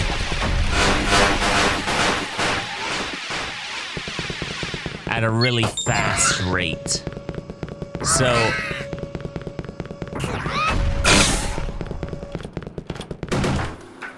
I completed the level just like that. On to the next one.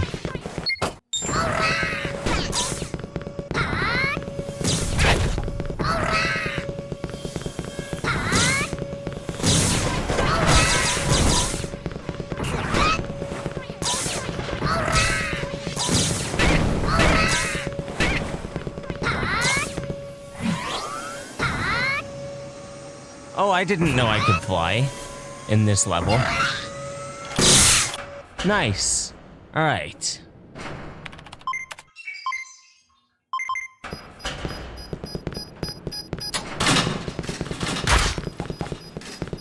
Matthew Smith. Guess who? Hey, Matthew, what's up?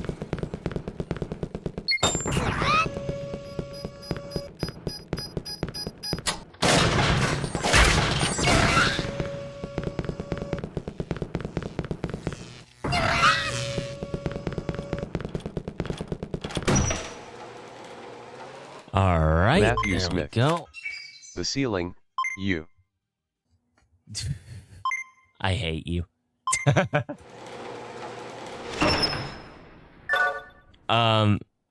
But I'm just playing through one of the best audio games in audio game history. Matthew Smith. Understandable.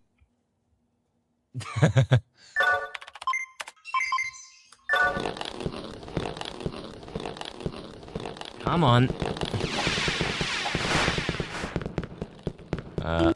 There we go.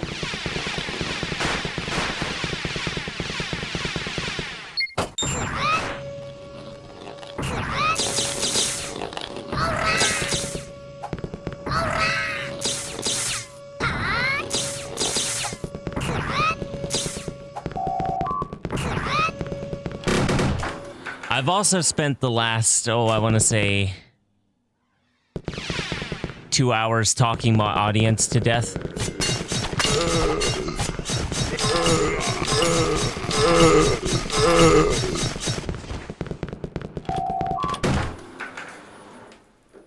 You know, as I do.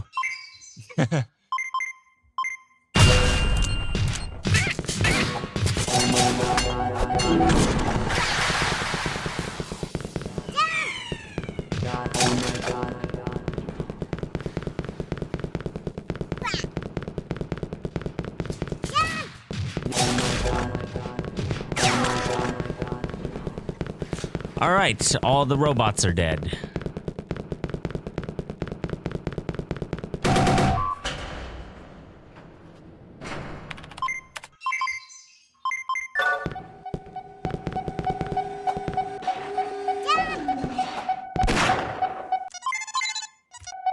Oh, I have an idea.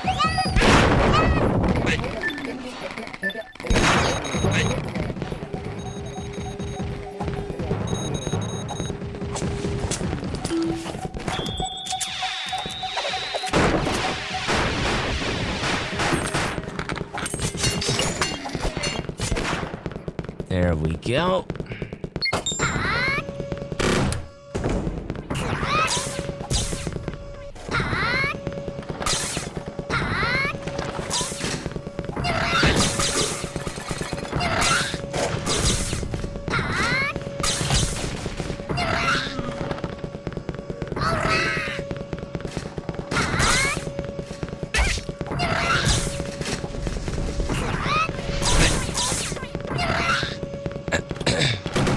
We are just breezing through levels today.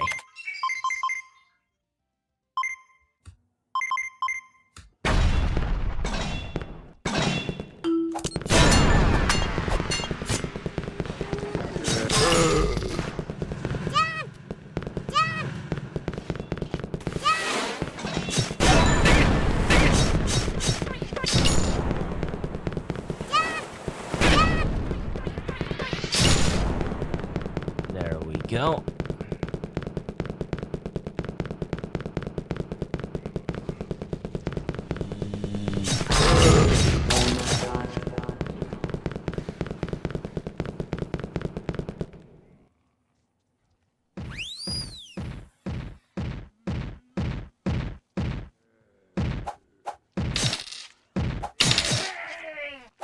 I'm just gonna kill him. And just summon another one when this guy gets close.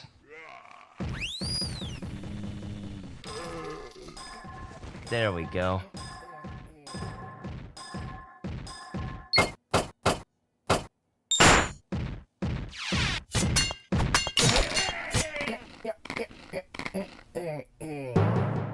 There we go.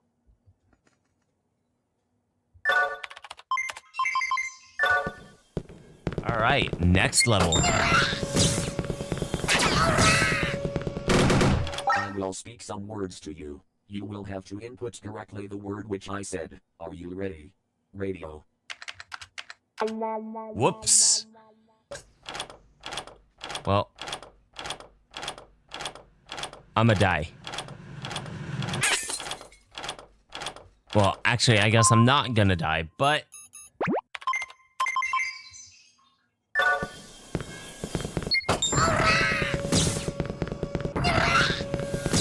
usually that would kill me. I will speak some words to you. Yeah. You have to input correctly the word which I said. Are you ready? Yes, I'm ready. Radio. Robot. Gold. Spaceship. Aircraft. Technology.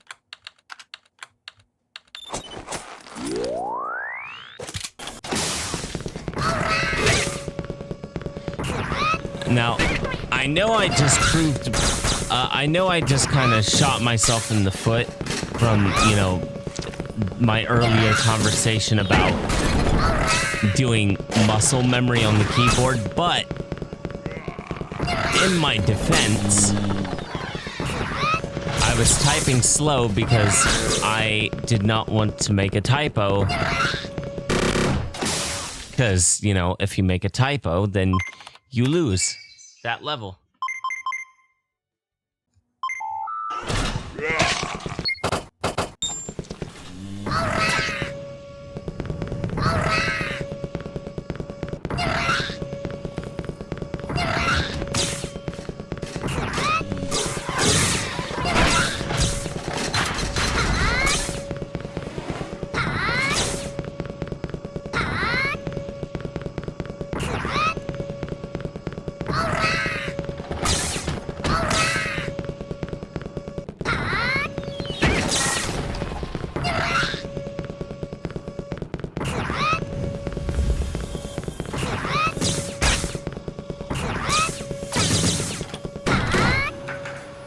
There we go.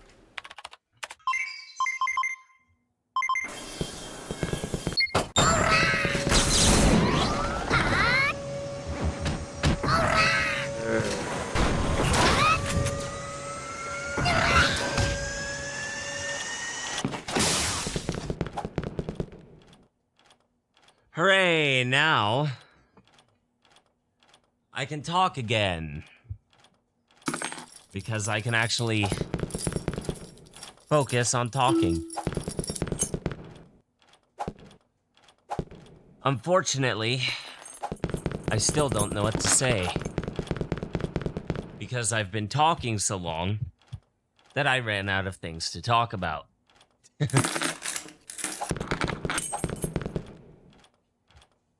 It would be great if I could get another person to talk with me.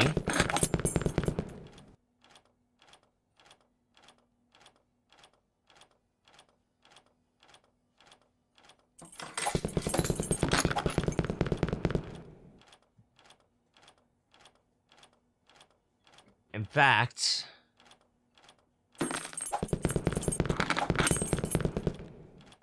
let's see.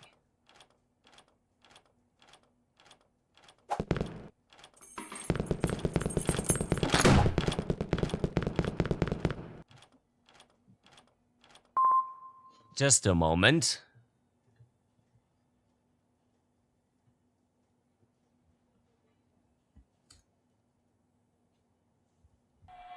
Actually, nah. I'll avoid doing that for now. I was gonna ask a couple friends if they wanted to jump on with me, but I don't think they'd be very receptive to doing that, so.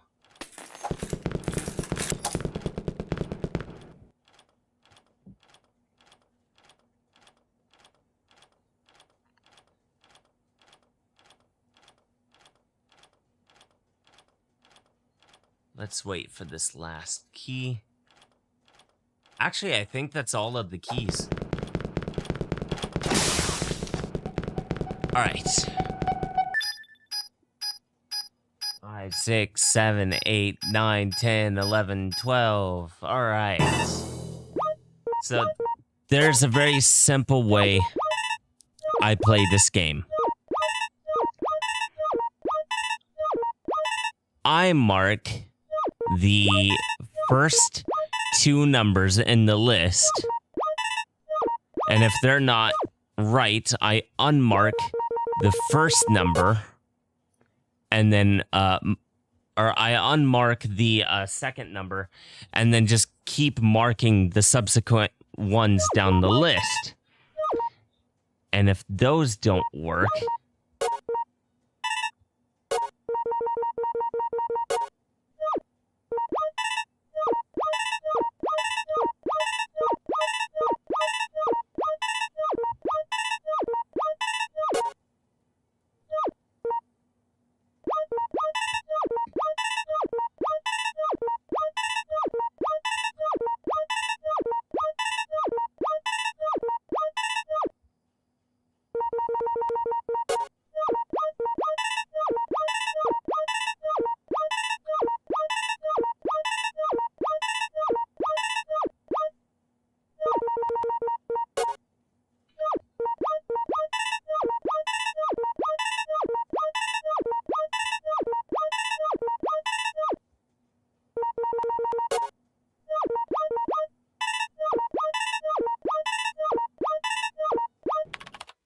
Oh, there we go.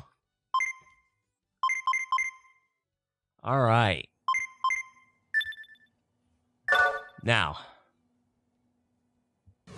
we're going to type PLEASETIME at this computer. And then we're going to kill this helicopter. And then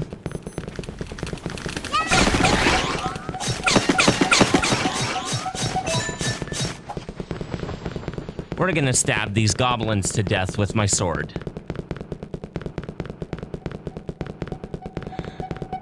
And with that,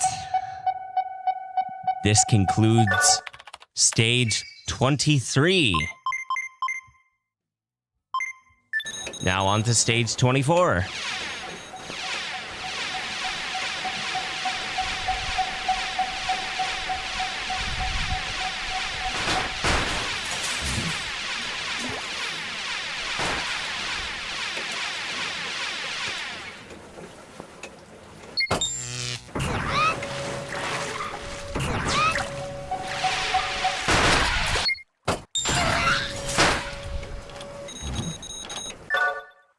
There we go.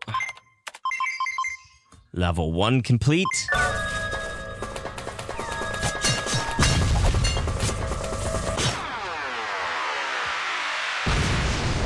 Level 2 complete. And now, before we can complete level 3, we got to revisit the tutorial stage to do some item management in the item warehouse.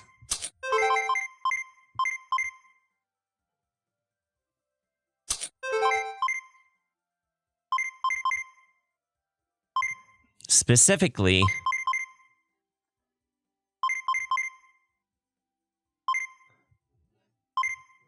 we have to put some items away. So there we go. Now, we gotta buy ourselves some ammo.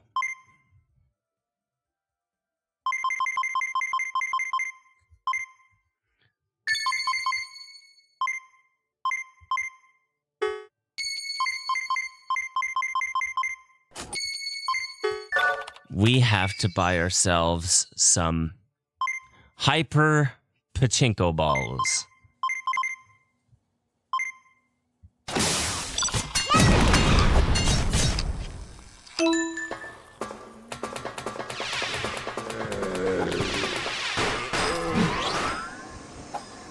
Oh, there we go.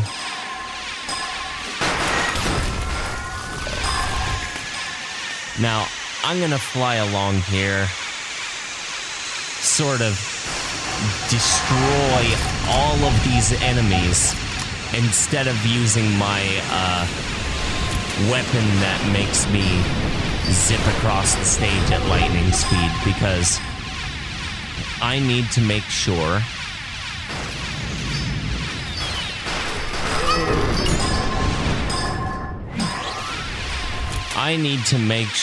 that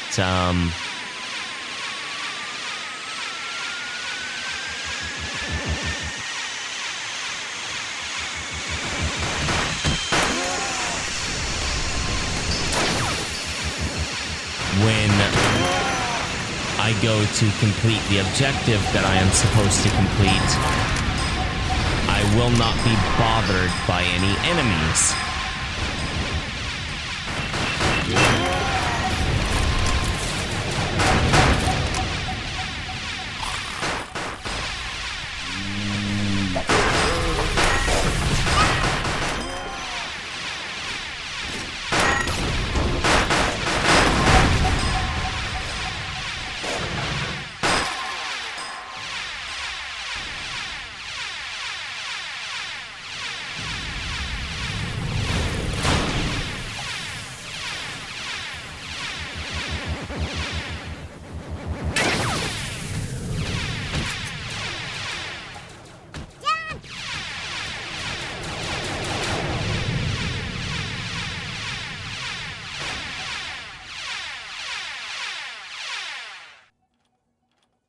see.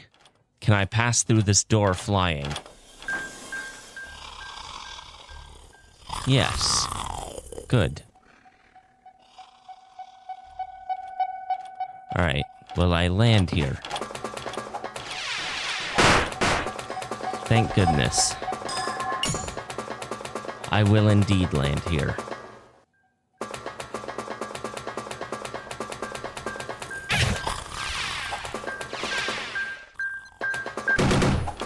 This is private property. Do not disturb. All right.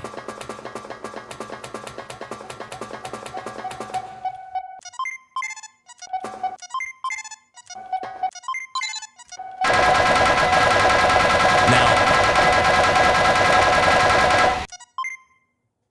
basically what I'm doing is I am unloading all the ammo I have for my pachinko weapon into this machine, because you have to unload all of your pachinko balls into the machine in order to walk out the door. You have to unload exactly 100 pachinko balls and 100 hyper pachinko balls. So what I like to do is I like to make sure that I only have 100 of them in my ammo box collections item thing, whatever.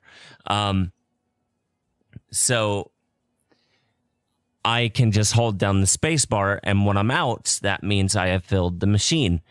But that means that I have to make sure no enemies are following me in here, because if they stand on top of me, they're blocking my access to the machine, and I end up hitting them instead of the machine, and I waste ammo. Then I have to quit the level and come back, which I do not want to do, so...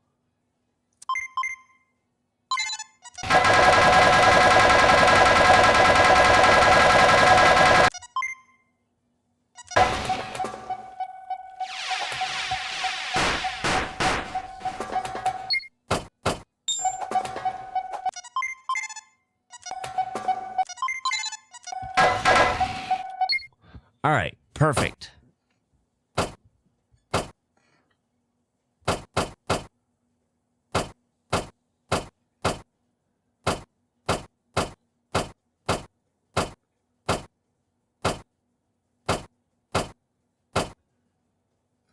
Let's see here.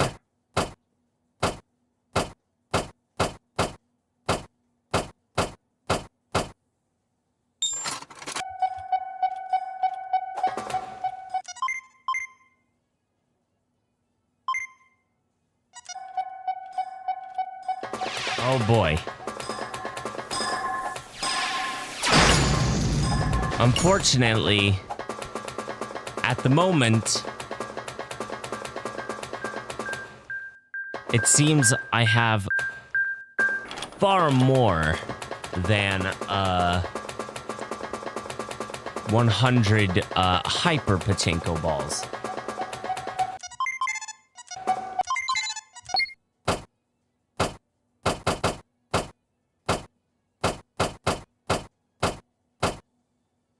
So I'm going to have to monitor the amount of balls I put in here.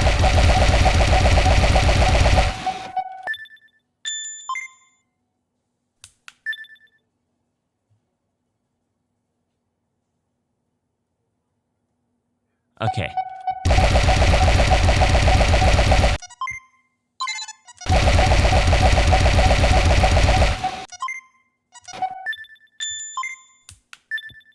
I have 168.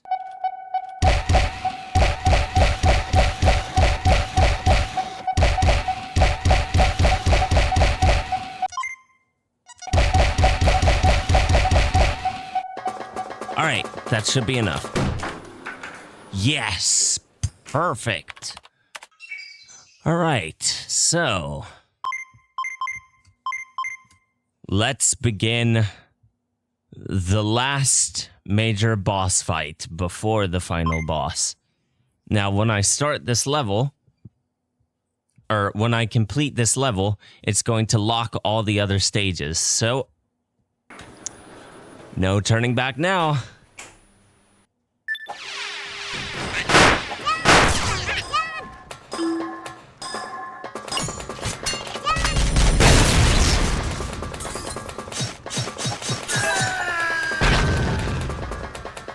Let's destroy all of the major bosses here. This is kind of like a boss rush in a way, which is pretty cool. Not quite a boss rush, but close enough.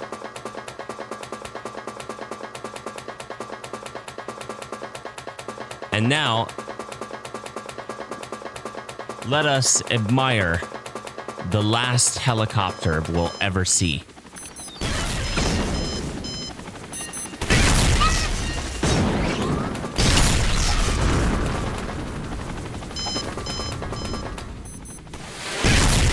Now, the cool thing about this copter, you'll see here. Oh.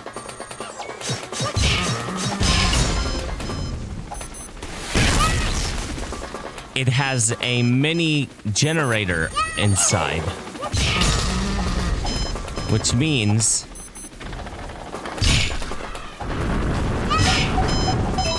it used to be able to generate every enemy in the game so far.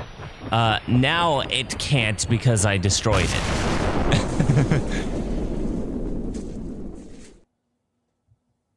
And now, it is time for the last stage in the game.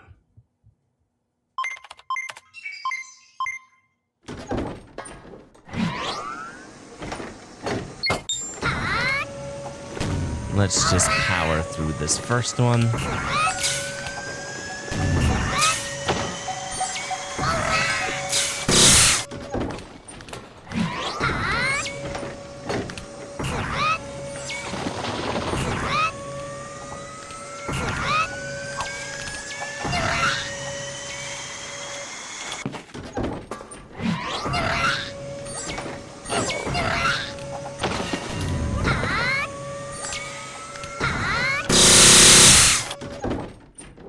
All right, first level complete. Oh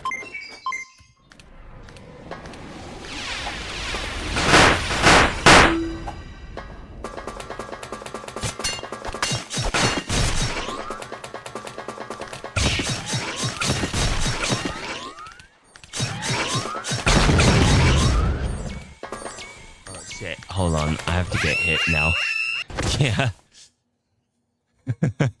So, if you accidentally have as much HP as I have and you collect one of those potions that the goblins drop, it will take you down to negative hit points, which means one hit from anything will kill you.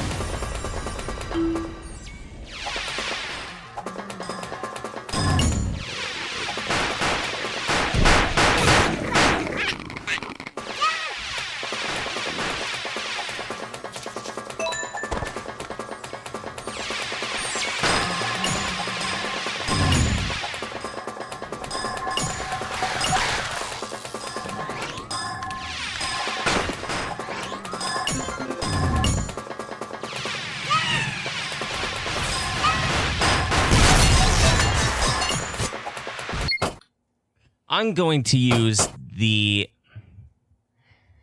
Zeninage sword. Zeninage, sorry.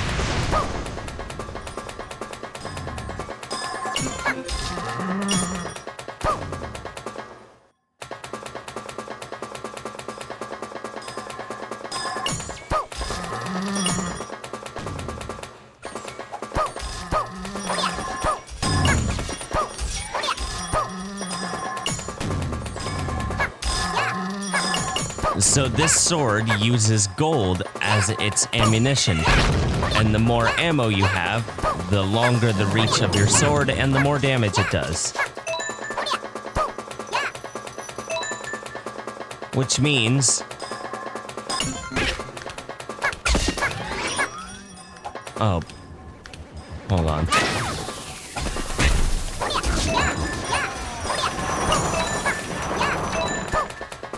Yeah, you have to be very careful to, not collect those, potions. That is a very bad thing to do in my position.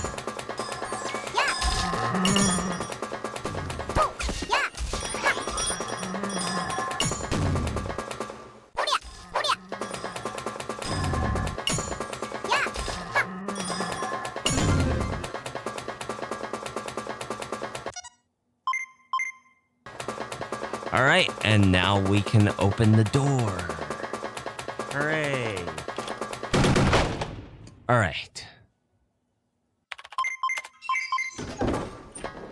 All right, and now the very last level of the game. The password here is 806.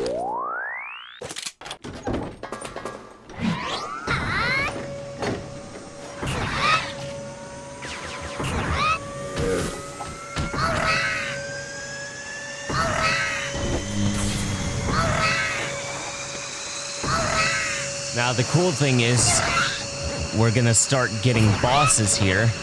And actually, hold on. This... Oops. Hold on, let me...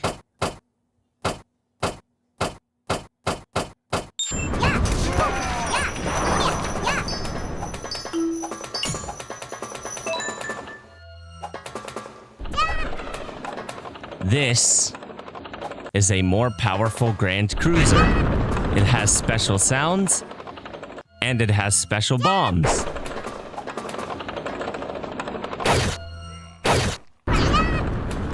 Now, this Grand Cruiser in particular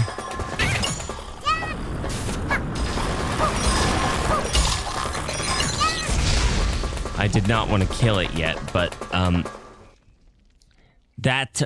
this new Grand Cruiser has like really cool sounds, and the bombs that it drops do 1,000 damage, I think.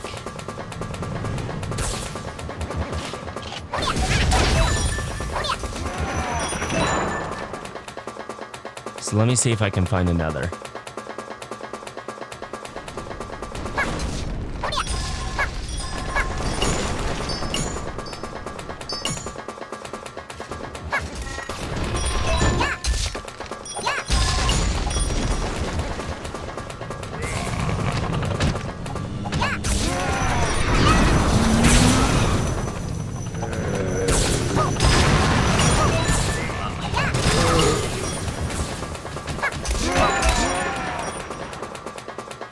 It's really hard to get that Grand Cruiser alone.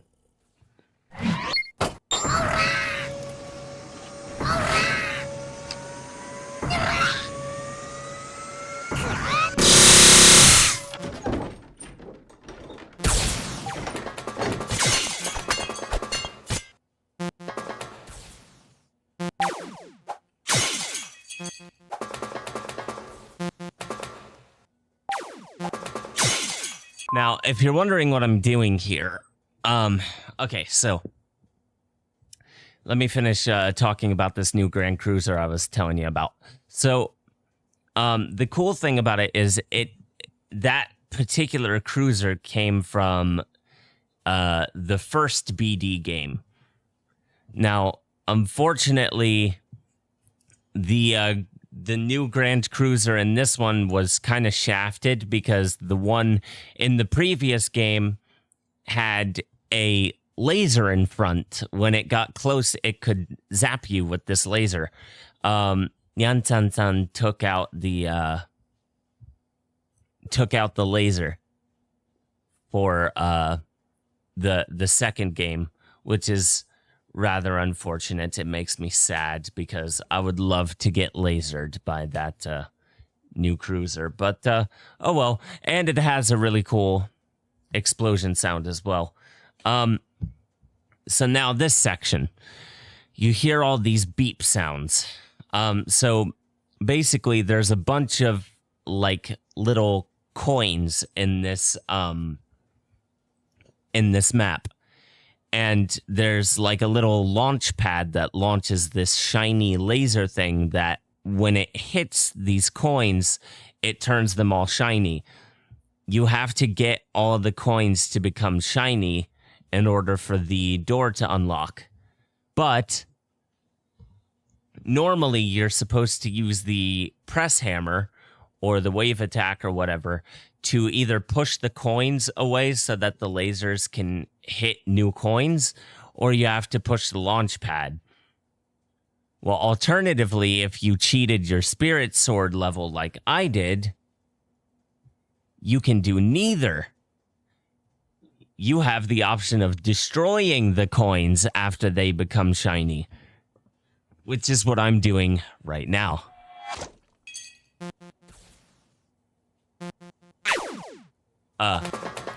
Yeah, ideally don't stand in the way of the laser.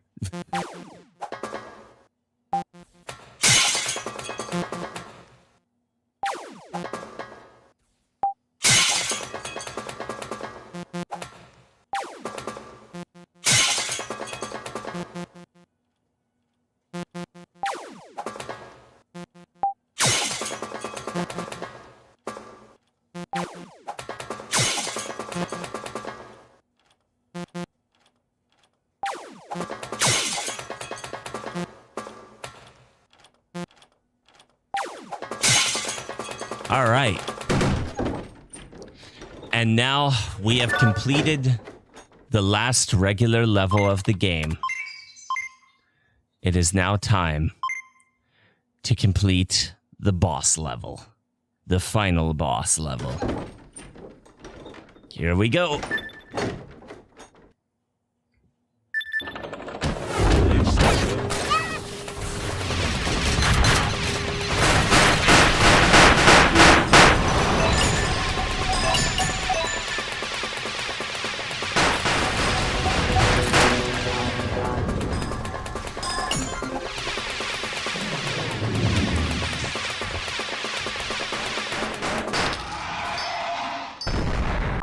Now that you just heard me kill was a dragon, but it's a special dragon that has like a special death sound and stuff, but it also does a lot of damage. Like when it bites you, I think it takes off like 1,000 health or something like that per bite. Now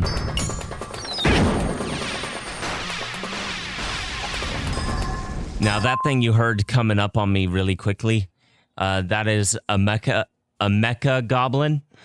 Now, usually mecha goblins are really slow, but in the last level, or in the last two stages, rather, they surprise you and make them go super fast. And they can also take off like a huge chunk of your health as well. They actually take off a percentage.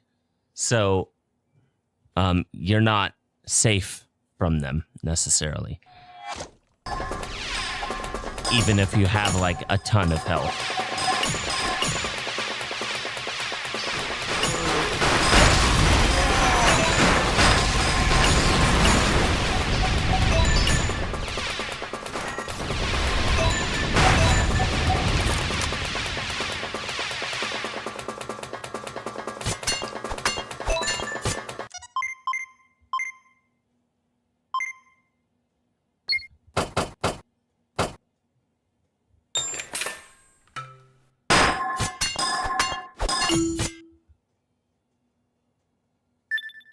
Now that ding you're hearing is me enabling and disabling my item helper, which...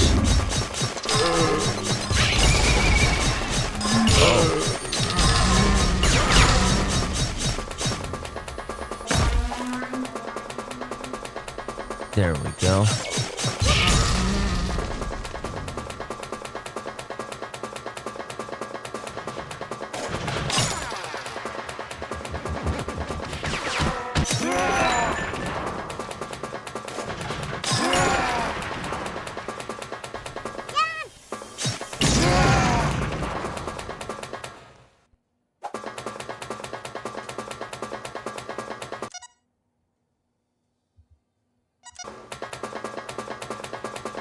All right, we destroyed everything on the field. Now that screaming you heard earlier was me killing an elderly version of my clone. Or like an elderly clone of me, rather, is what I meant to say. All right, let's run away. Oh, wait. Let's not.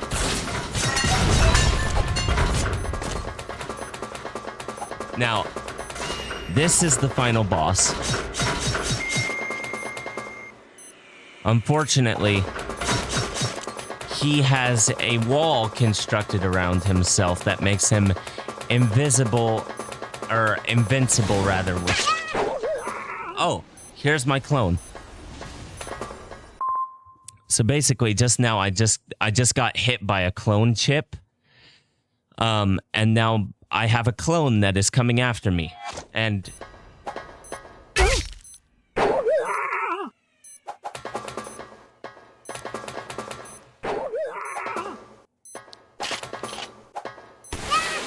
he has a rocket launcher, he has a buster blade, and he has a regular blade. But he doesn't have my blade, which I just murdered him with.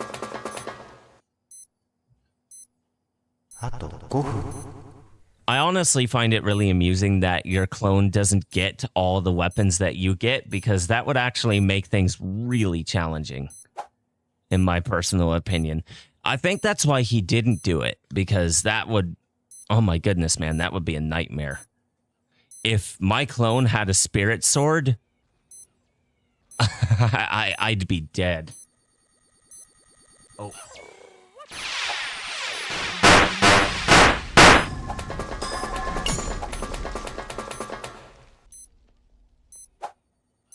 My little mechanical goblin friend. Oh, look, another. But he's dead.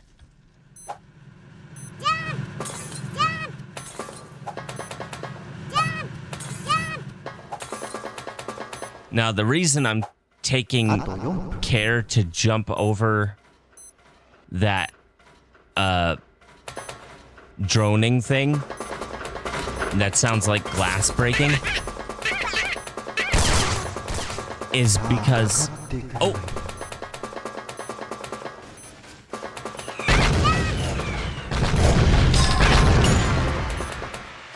Let's kill him in one hit.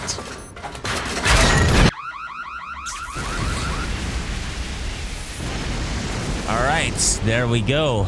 Boss is dead. Because my spirit sword kills him in one hit. Isn't that amazing?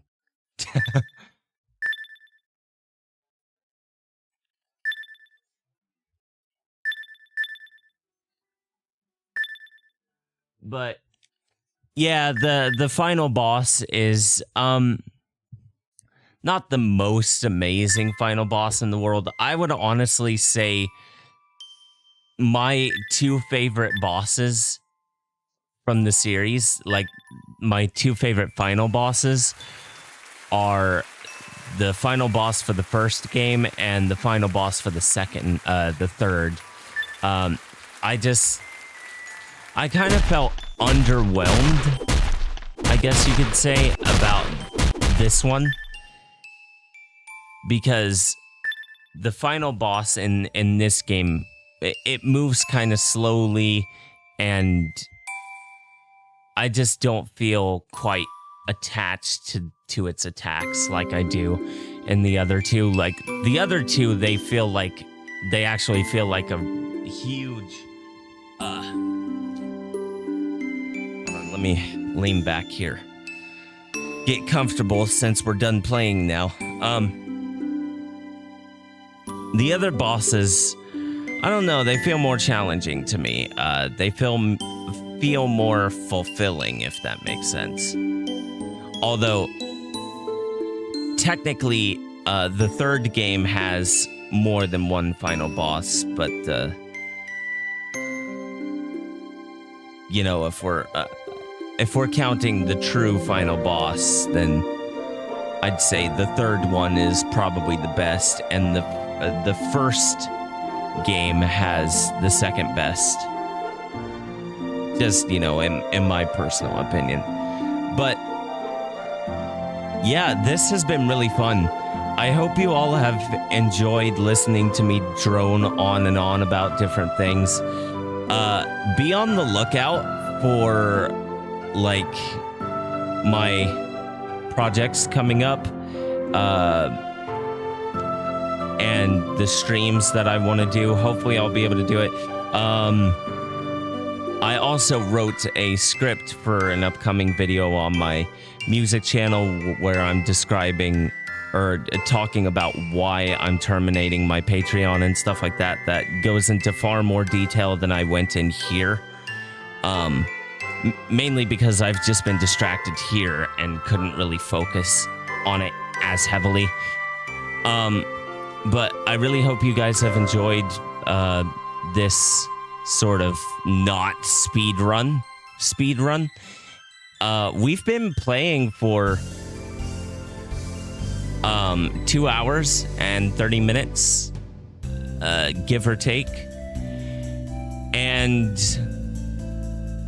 I was able to complete all 25 stages within 2.5 hours, so that's pretty good.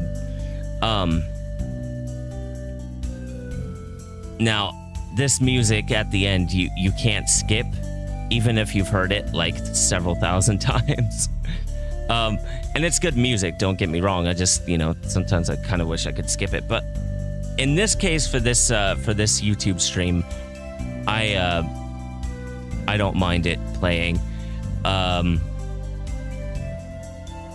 because it's kind of gives it like a theatrical feel or whatever. Well, not a theatrical feel, but you get what I mean. But yeah, these 3 games, honestly, they are my childhood, and I'm just, there's a reason I keep coming back to them like 12 years later. It's just so much fun getting to play through these, and I'm happy that, because I tried a playthrough of BK3 or BD3 actually about 12 years ago. I tried it, and something went wrong. I don't remember exactly what, and it never actually got uploaded properly. So I'm really glad to be playing through this game. And I hope you all have enjoyed, again, hearing me drone on and on about the game and all this other stuff that I've been droning on and on about. And, yeah. That's all I gotta say. So, enjoy this music, and I will see you guys whenever I see you guys next time.